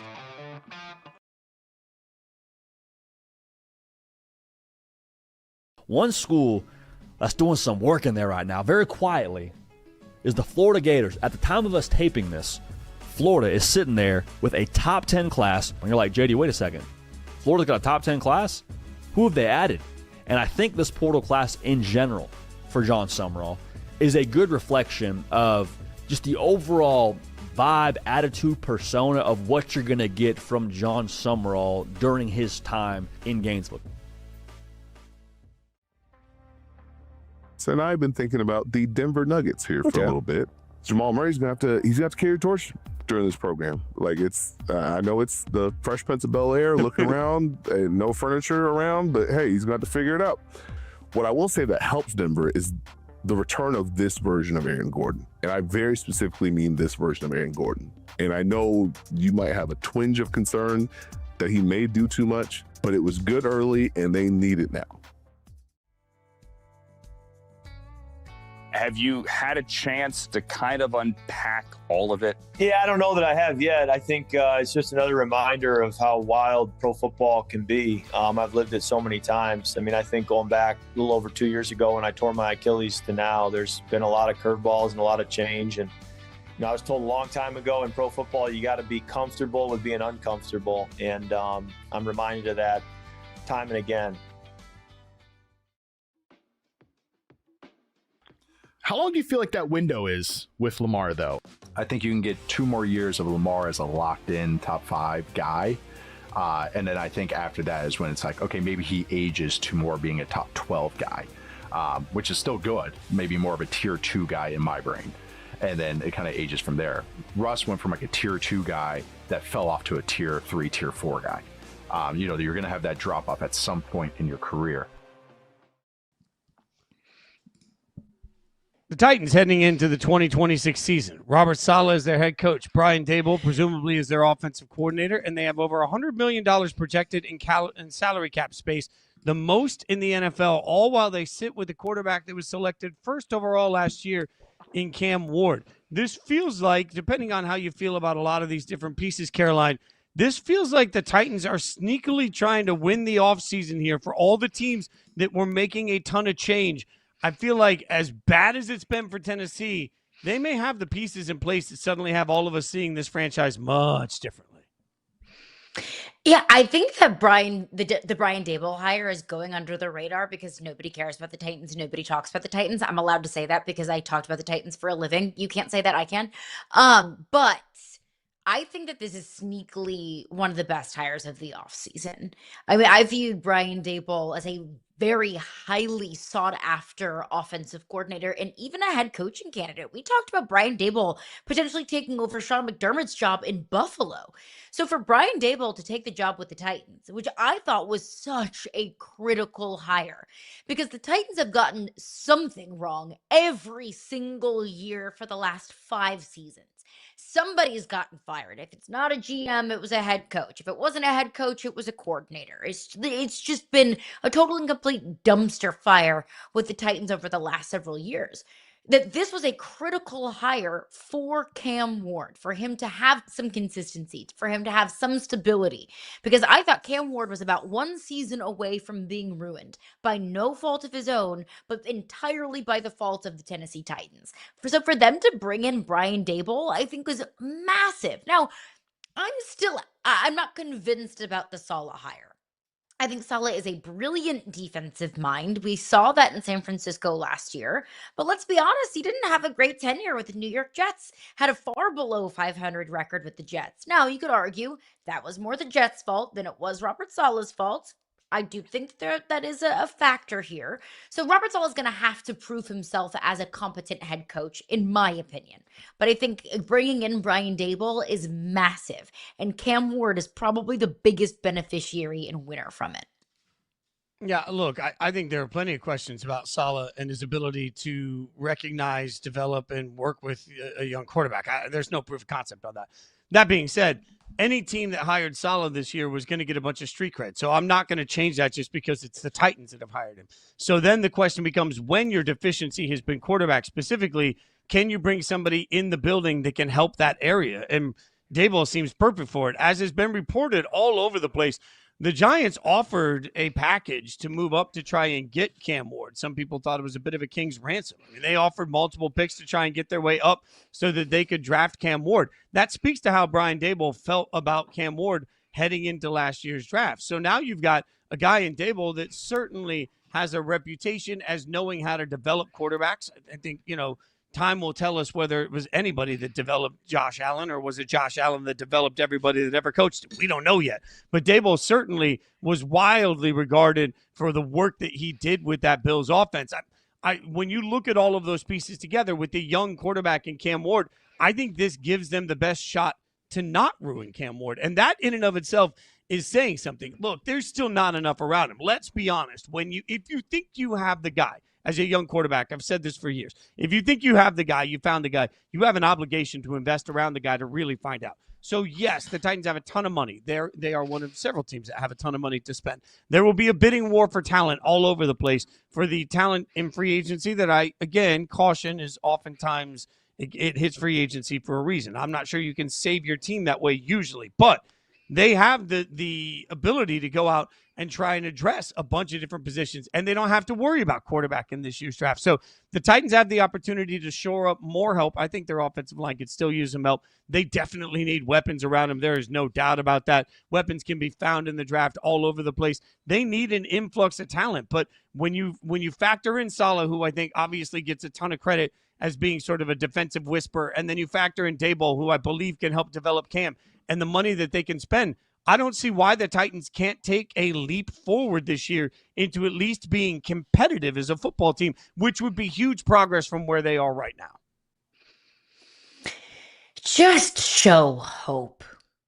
I think that's where Titans fans are right now. Show a glimmer of hope. Show these fans why they should at least be optimistic and hopeful for the future. Because we're in a critical moment, not just for the Titans in a football sense, but also in a business sense as well. The Titans are opening up a new stadium, and those PSLs, I think, are going for, on average, around $30,000 to $40,000. $30,000 to $40,000 for this crap football team. Nobody's going to buy that. So from a football sense as well, I think it is critical for the Titans to at least be selling a future moving forward. Can Cam Ward be your franchise quarterback? That is what I think the Titans need to answer this season. That is what Brian Daboll and Robert Saleh will be tasked with this weekend. You don't have to go 10-7 and win the division and make the postseason. If you do that, then great, absolutely. That's much easier to sell that kind of hope. But does Cam Ward look like he can be and will be the answer for your organization? They couldn't answer that question this past season. And if you're going to ask that question with a yes or no answer, frankly, the answer is no. For right now, for one season in a vacuum. This season needs to answer the question, do you have the guy? Is Cam Ward your franchise savior? You need to be able to more confidently answer that question this season. And if he's not, you got to figure out how you found that guy. That's the hard part. I just don't – I think the answer is I don't know. And to your point with the Titans and the stadium, I say this often, but Nashville is a very unique city. It's a city full of people that have been famous, will be famous, think they should be famous, used to be famous, are famous. It's an entertainment city full of famous people that just walk around and unassumingly get coffee. It's a very different vibe. So I've said for a long time, whether we're talking about the Titans or the Predators or any other sports in Nashville, it's a place that has to have dynamic interest. You have to have a reason people want to spend their money there because there are so many options, and it's such a star-driven town. Cam Ward, Robert Saleh, Brian Dable, these guys can all be stars, I think. But if they aren't, certainly it's quick and easy for the city to just not pay attention. To your point, $30,000 to $40,000 for PSLs. I don't know how many locals they're getting that they're actually Titans fans, or how much of that is just going to be corporations and people coming in with fat wallets that want to buy those tickets for resale because everybody wants to come into Nashville and party for the weekend and watch their team play in a new stadium. Not the Titans, their team. If you're in Minnesota, you're like, yeah, let's go to Nashville for the weekend, right? So I think this is a true turning point for the franchise. Right now, if all of these hires work out great, they have a shot to actually fill a stadium and have this momentum. They're doing a rebrand, according to many reports, next year. New logos, new jerseys, new everything. If that all comes through and works, boy, they could revitalize what it means to be a Titans fan for the next 10 years. If it fails, to your point, the Titans become the worst thing you can be in sports. They become irrelevant. And if they fail with Cam Ward so quickly, I don't know what you do moving forward. So I think the hardest part about this is there was a little bit of hope for Cam. And this all depends on how you were. Like, so many people are dug in on what they thought of Cam the day that he came into the league, and now he can't change those narratives. He started slow. He ended much better. I don't know that we've seen anything that tells us Cam Ward is or isn't the future of the organization. If he's not, the team is really up a creek. If he is, they got to start maximizing it quickly before they got to pay him. So it really is a get it right and get it right now moment for the Tennessee Titans as a franchise. And I think it's important to point out, too, Mike Vrabel's coaching in the Super Bowl next week. The Tennessee Titans parted ways with Mike Vrabel 2 years ago. Mike Vrabel has won more games since December than the Titans have won since firing him. And look, you can say, well, we can't be obsessed with that. We can't stay hung up on that. You know, they made the decision. You got to move on from it. I hear you. But that will be a measuring stick for this organization moving forward. If Mike Vrabel wins a Super Bowl, multiple Super Bowls with the Patriots before you find your franchise quarterback, you're going to continue to lose people more and more and more, and you will only continue to be painted for being a dysfunctional organization. And right now, what's the rebuttal? If I say the Titans are a dysfunctional organization, how would you counter? What would be your counterpoint to that? How would you say, nope, no, they're not. They're actually a very functional organization. You can't. There's nothing right now that you can point to say that the Titans are a well-run, functional organization.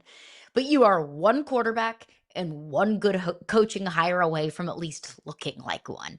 And Mike Vrabel is the perfect example of that, of how he was able to turn the Patriots around from a sub-500 football team to a Super Bowl contender.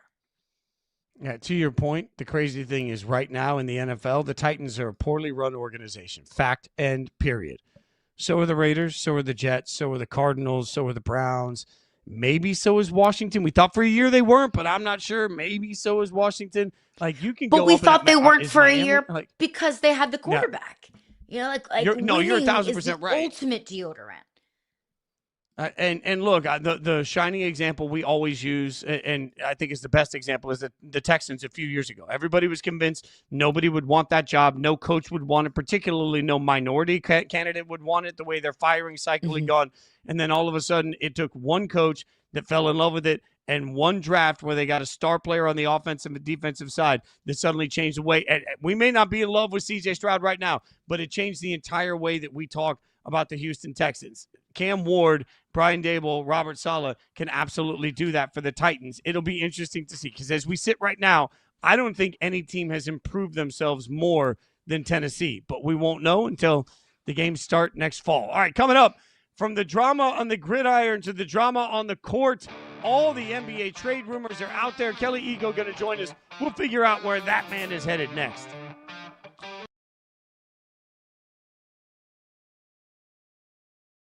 Penn State has imported Iowa State. It's the best way I could explain it. Penn State has now taken Rocco Beck. They took RB1. They took wide receiver 1. They took 3 offensive linemen. I detest that this is how college football works at the moment, but it's the way it works at the moment. And that is, when you take a head coach part of the thinking behind hiring the head coach is who he can bring with him. And in Matt Campbell's case, it was basically whoever he wants. I'm very fascinated to see which direction they go here, because I think that Roman, this is the deal with him. He's not terrible. He's not offensive as an offensive coordinator, but he can get you to a certain point. You need somebody else to get you to the next point. I think he's done a good job with Herbert, getting him to run more and getting him to push the ball down the field. Now I'd like to see, someone kind of just, again, give him some more quicker options. That's the type of stuff I'd like to see from the next coach.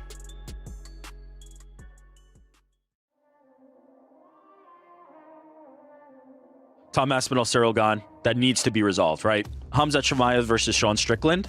But I will accept Hamzat Shemaev versus Fluffy Hernandez. If Fluffy beats Sean Strickland, I'll take either of those. Here's another one of my, but you accept these as secondary. 100%. Armin Sarukian versus UFC lightweight champion. We cannot just keep having Armin doing grappling matches and eating and all this stuff. He I'm must kind of okay fight with for it. No, I'm not. I'm not. No, I know you love it. You get the first pick in the underrated player draft. Who are you taking? Jalen Duren has never made an All-Star game. He's never made an All-NBA team. He's gotten so much better as a scorer this year. Jalen Duren is like a legit All-Star this year. And so because everybody talks about the Detroit situation like it's trash and Cade Cunningham, I'm going to say he's still a little bit underrated, and he's my number one pick. The Bucks have signaled that they are willing to wait until the offseason if their asking price of a blue chip talent and or surplus of a draft picks is not met per Shams. The question is that posturing or is it real? To help us break this down and all of the rumors out there right now, Yahoo Sports NBA reporter Kelly Iko joins us. Follow him on X at Kelly Iko. Kelly, appreciate your time. So let's start right there. Do you believe that the Bucks are sort of casually saying, hey, we can wait till summer to do this? No, I don't believe them for a second. If you look at NBA history, your leverage doesn't increase as the time on the player's contract goes down. So Giannis has 2 years left on his contract as it currently stands.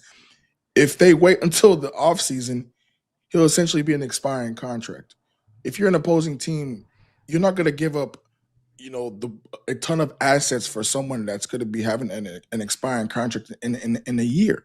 So I think right now, if you're going to get the most value for Giannis, now before the deadline is the best time to pull the trigger, because the longer you wait, the less you're going to get. It's everyone knows that this is a divorce waiting to happen.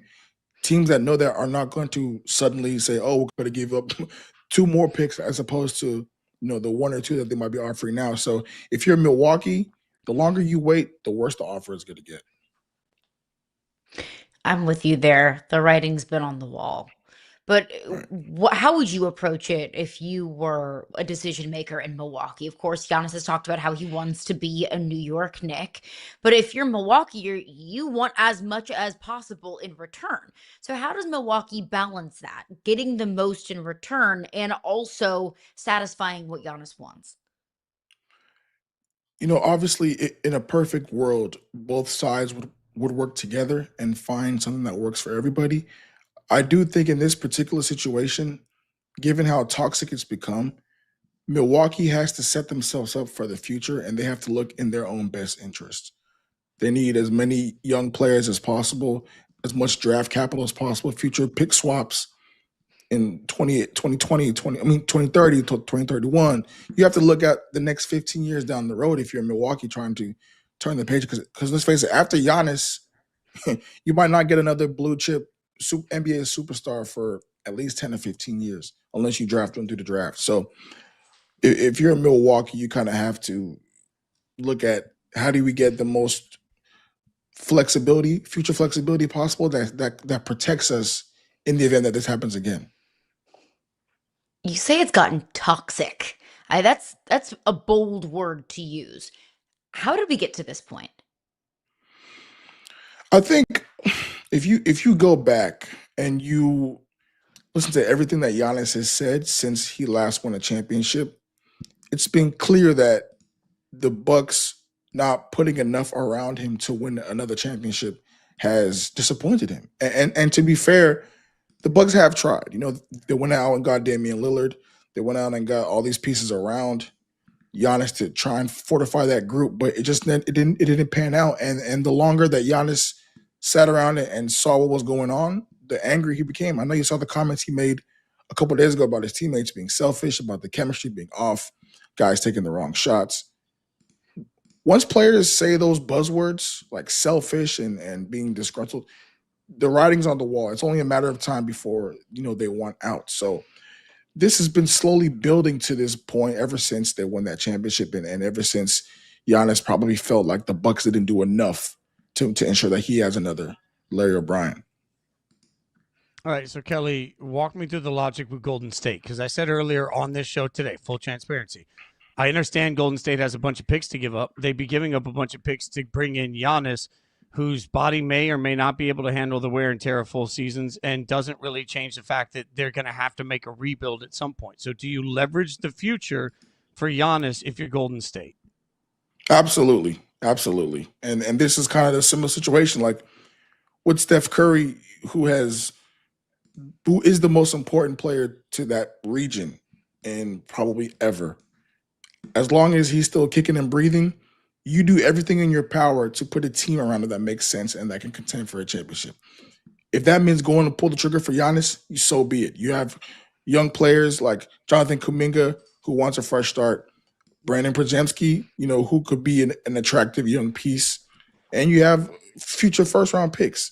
Now, if I'm Milwaukee, I'm trying to go involve a third team like Portland that has control of my future firsts in 2028 and 2030 and trying to pull them into a deal, a three-team deal. But if you're the Warriors and you still have Steph Curry in that roster and Draymond Green and Steve Kerr, you go out and get a future Hall of Famer that can come in and be a complementary piece to Steph Curry and give them a new dynamic that they haven't seen in probably ever. If you're just looking at it from a pure basketball standpoint, because of course there's a total business side of this that's going to be, Right. A huge part of where Giannis gets dealt. But from a pure basketball standpoint, where makes the most sense? From a pure basketball standpoint, I would say, and this might be an unpopular opinion, but Detroit to me. I think they already have the defense in place, the infrastructure in place. They already have Cade, a superstar, young lead ball handler. They just need a guy that can come in and take pressure off of Cade and force defenses to not always have to put two on the ball on Cade. Combining Cade with Giannis would give Detroit a very lethal pick and roll, pick and pop. And Giannis is also a quality distributor himself. And again, one of the best defenders of all time. So that would be a dream pairing from a basketball standpoint. You could also throw on a team like maybe Houston. If they ever came to that point, I don't think they are. But from a pure basketball standpoint, Houston, San Antonio, those teams make a lot of sense for Giannis as well too. But if we're being honest, I think Detroit is probably a bit above and beyond the rest. If he goes to Detroit, is he an NBA champion in your mind? Wow, that's a good question.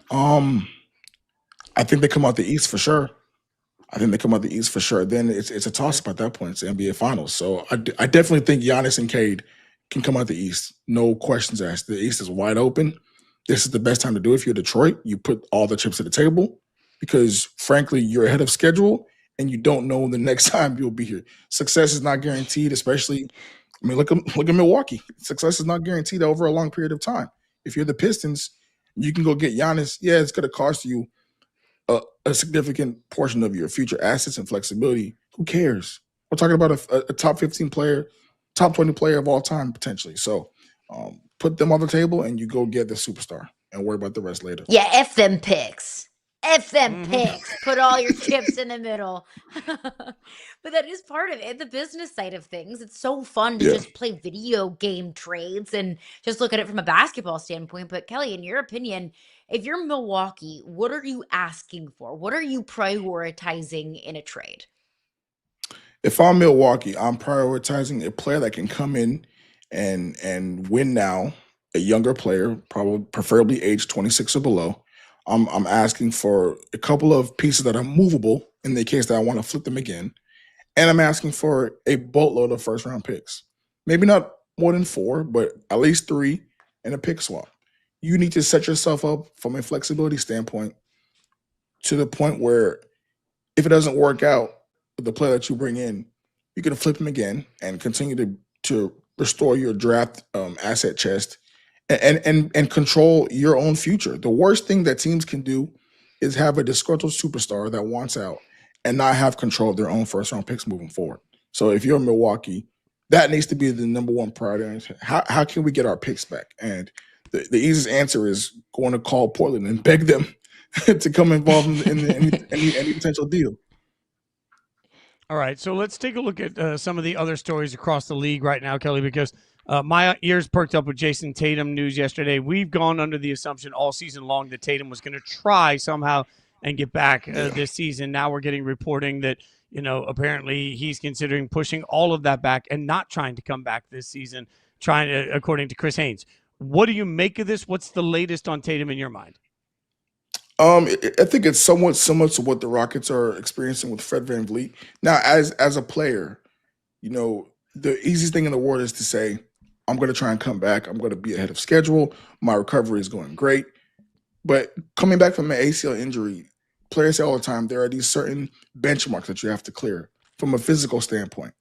And if your body doesn't feel comfortable, doing certain movements, even though we all saw the workout he did, the hour-long workout, and that looked fantastic. But if you can't do certain things, there's no risk. There's no reason to risk your body right now when the reward potentially is not worth the risk. It's just not worth it right now. If you can, come back next season 100% as opposed to coming back down and being 75%, I think it makes more sense. The Celtics aren't going to win the championship this year. So Tatum trying to rush things and come back will only appease the fans and maybe his family, but if he's thinking for himself, waiting it out and seeing how until he fully feels 110%, 105% is the best option going forward. You just said you don't think the Celtics are going to win a championship this year. Is that more about the Celtics themselves, or is that more about the Celtics just can't compete with anyone that comes out of the West? No, it's more about the field. It's more about the field. I just don't see them beating any Western Conference top team 4 times out of 7. I just don't. I don't see them beating San Antonio 4 times. I don't see them beating Denver at a full strength. I don't see them beating Oklahoma City Thunder.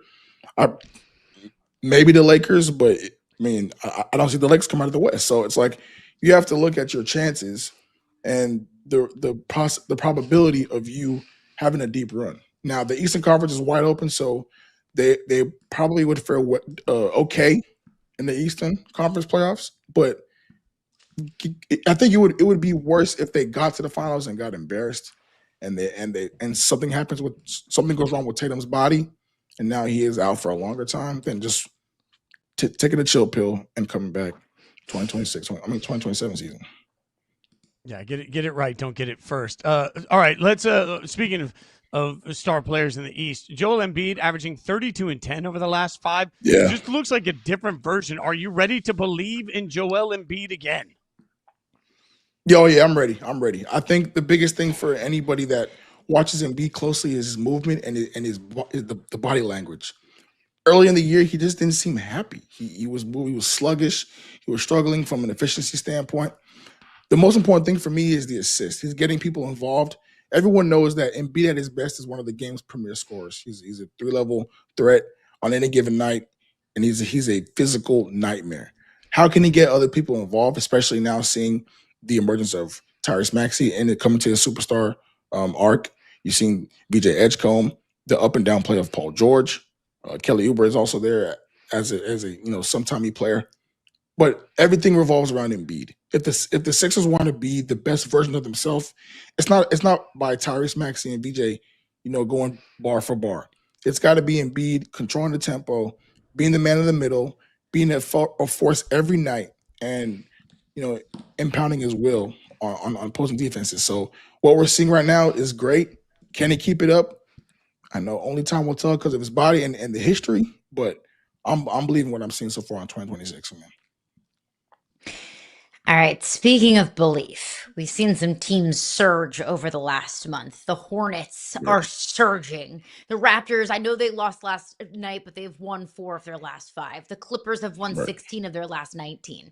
Of those teams, do you believe in any of them?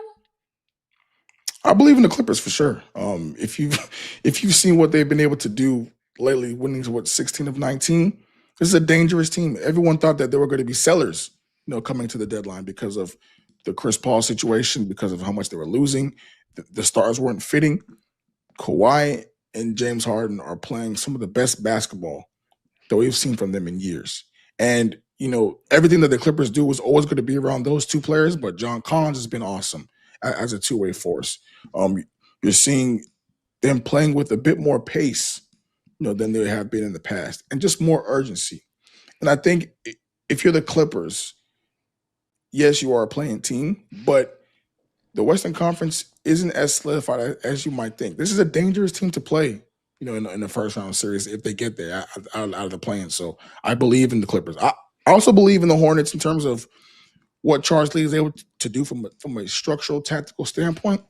This may be a year too early for them, but I do believe in everything that he's done, in terms of X's and O's, putting them in position to win games and just being the coach that has players believe in you. The biggest thing for a young team is, can you believe in your head coach? Do you believe in the message he's sending out? And can you execute his offense and defense? And I think they've done that over the last 10 or so games to a team. I mean, Charlotte's become wildly fun to watch, and the Clippers have championship aspirations. I'll keep making that joke. It'll never get old. Follow him on Twitter at Kelly Eco. It's always funny. The trade deadline a week away. I know that your bat phone will be going off constantly. We appreciate all your reporting. We appreciate your expertise. And thanks in advance for the number of times I'm sure we're going to hit you up in the next week, my friend. Thanks so much for hanging out. No problem. Thank you, guys. Good morning. Great stuff from Kelly as always. Thank you, Kelly. All right, coming up next, latest leak of the Hall of Fame. Eli, not going to be a Hall of Famer. We'll tell you about it next.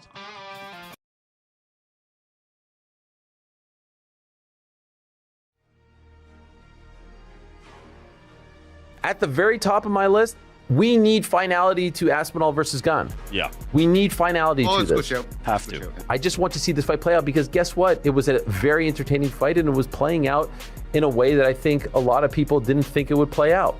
So I need to see that fight. I have to see that fight.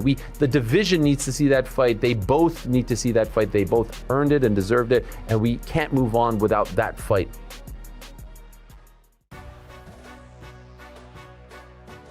Do the Spurs still take Dylan Harper over Con Knipple and VJ Edgecombe? I think for me, if I was to do it all over again, I would still take the best pick available, and that is Dylan Harper. I mean, you see he just is such an elite creator. Prior to the draft, Mo, I was pretty consistent in saying that I would trade down and take a Con Knipple. Con at 4, I still think would have been the best possible outcome for San Antonio, and I feel that way even more strongly at this point. All football teams are dams. Some of them have a ton of cracks. Some of them have a few cracks. It's all about who faces enough water pressure from their schedule to expose the cracks. Most of the time, when you're playing in the Big Ten or the SEC, you're going to face several tests that will expose your cracks. I don't think Ohio State did this year. They faced Texas early in the year, and they just never faced enough pressure to expose the cracks. Did you notice that the scoring totals had fallen in the new year, that the New Year's resolution apparently was to bring physicality back? A couple of years ago when it was all of a sudden everybody scored 50, 60, 70. And then the air went out of the ball for a month. And it was like in the middle of the season, the way the rules were being called kind of changed and scoring started to drop. Look, to be fair, Dan, it could be, hey, everyone just magically figured out how to play legal defense.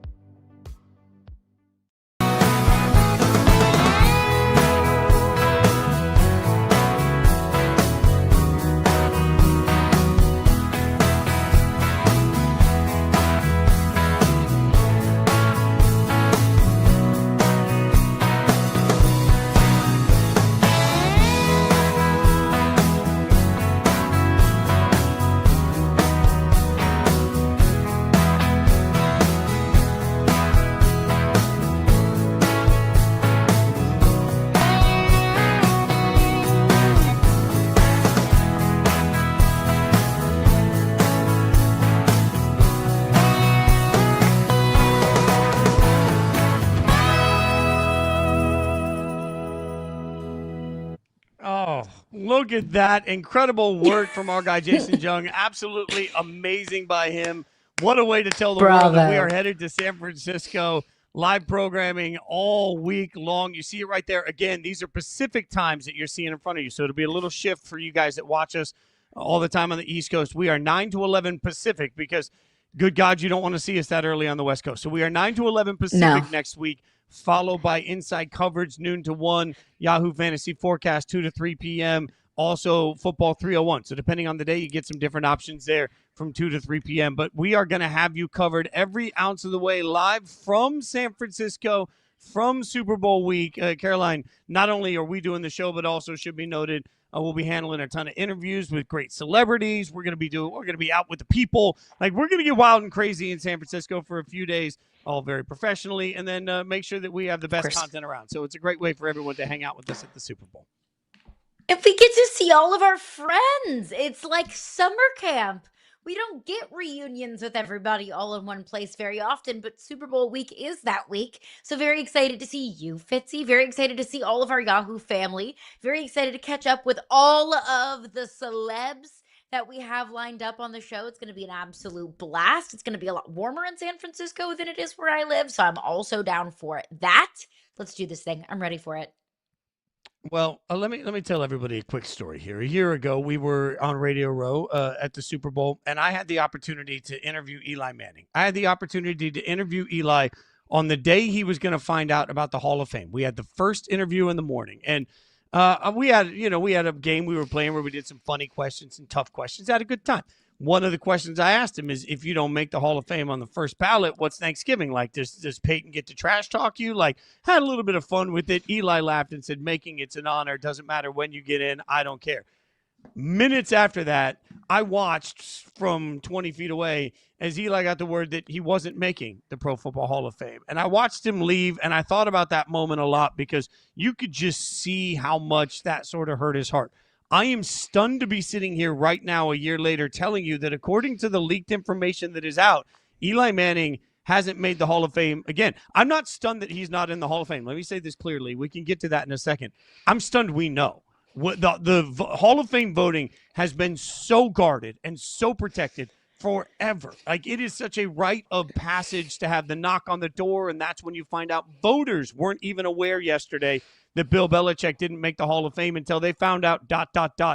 on social media. Now we're finding out that Eli is not a Hall of Famer. Caroline, the most stunning part of this, before we even get to Eli and his candidacy, is somebody is leaking Hall of Fame information. To me, this is something that the NFL, the Hall of Fame, the voters, everybody needs to start turning in their phones and trying to figure out where the leak is, because it is not good for the process, good for the sport, good for any of it that we find out now what's going to happen with the Hall of Fame. When was the last time, and maybe this is just me, just not even remembering it, but we don't normally get leaks like this. I don't remember the last I've time never seen it. we found out before Super Bowl week with us at Radio Row where we knew definitively about something regarding Canton. So this is wild, especially when it's something so scandalous, like Bill Belichick not being a first ballot Hall of Famer, like Eli Manning. And it's not scandalous in the fact that Eli Manning's not in the Hall of Fame. It is about Bill Belichick, but it's Eli Manning. It's somebody with the last name of Manning and something to do with the Hall of Fame. That's obviously going to carry weight. There's a reason why we're talking about it right now. So I would like to know why these things are coming out. Because one thing that I learned very, very early in my career covering sports is that things don't get out unless someone wants them to. So who wants these things to be out? Who wants these things to be leaked? Clearly, now that we have two in the span of 48 hours, somebody wants there to be a little bit of drama and a little bit of a pot stirring going on. Yeah, I mean, that's the part of it to me. Like, it feels like somebody is trying to impact and force change at the Hall of Fame. Now, as Shefty pointed out, the Pro Football Hall of Fame released a statement today that it could remove voters who violated bylaws. Some people read this as if you voted against Bill for the wrong reasons, like if you had a personal vendetta, well, that's against the bylaws. That's how people were reading this. I immediately took this as a reminder that confidentiality in the process is part of the process. So as it is written right now, and I've talked to, over the last 24 hours, a couple of Hall of Fame voters, and there's mixed thoughts on whether or not votes should be made public right now for a variety of reasons. Many voters are making their votes public now because they're trying to explain the why and the how. In fact, even some well-written pieces on why people decided to vote not for Bill Belichick. But that being said, the fact that we're getting this information, again, the reason I told the Manning story coming into this segment was because clearly if we had any indication that he didn't make the Hall of Fame, A, I'm probably not asking a joke about it, and B, it changes the entire direction of our interview from the outset. So I think it's stunning to me that especially because I think 7 or 8 Hall of Fame voters that I would say that I have a personal friendship with. Of those 7 or 8 voters, they all take this process so seriously. What they can and can't say and what they can reveal about the debates in the room and who's fighting for who.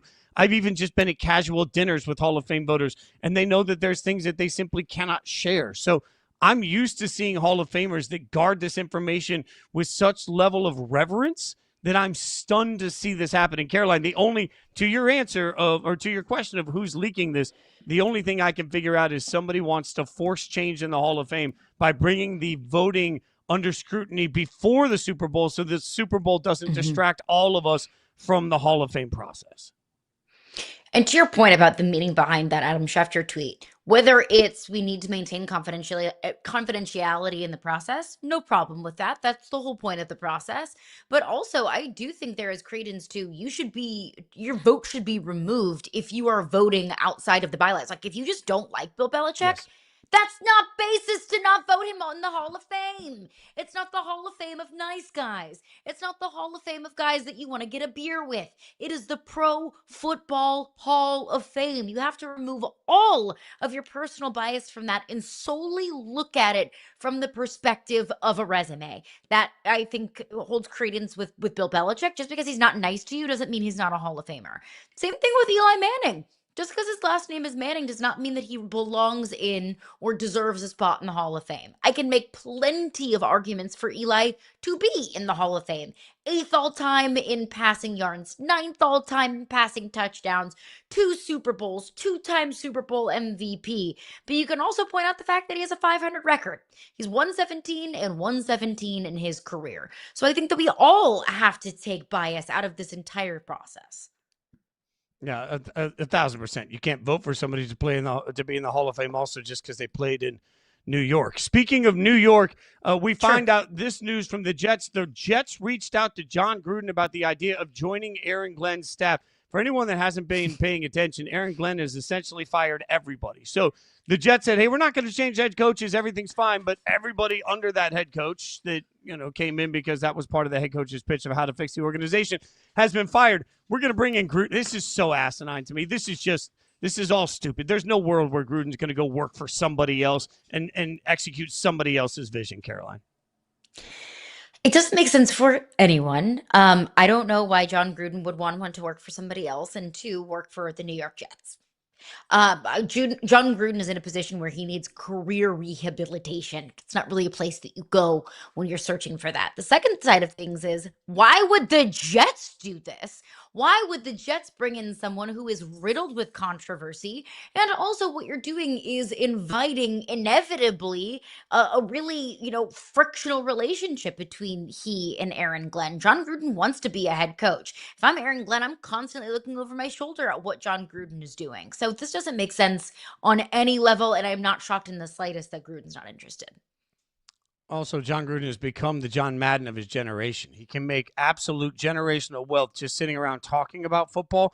People love to hear it. They love the personality. They buy into it. When I saw the report, I thought maybe they accidentally meant to tell us that Jay Gruden, John's brother, was a candidate to be an offensive coordinator or join the staff. There is no world where John is doing that. Maybe in our world, we'll know who's going to be the head coach of the Raiders tomorrow. This is what we know. We'll be back tomorrow, 9 a.m. for more Yahoo Sports Daily. She's Caroline Fenton. I'm Jason Fitz. Thanks for watching. Come back. See us again tomorrow morning.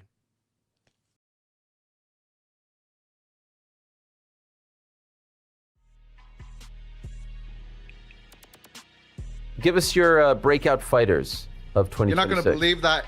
Number 1 is Manchester top teams, Atiba Gutierrez. I think he's going to be the next big African star. Already is. He's chiseled out of stone. He's got unbelievable power, great skill, huge for the weight class.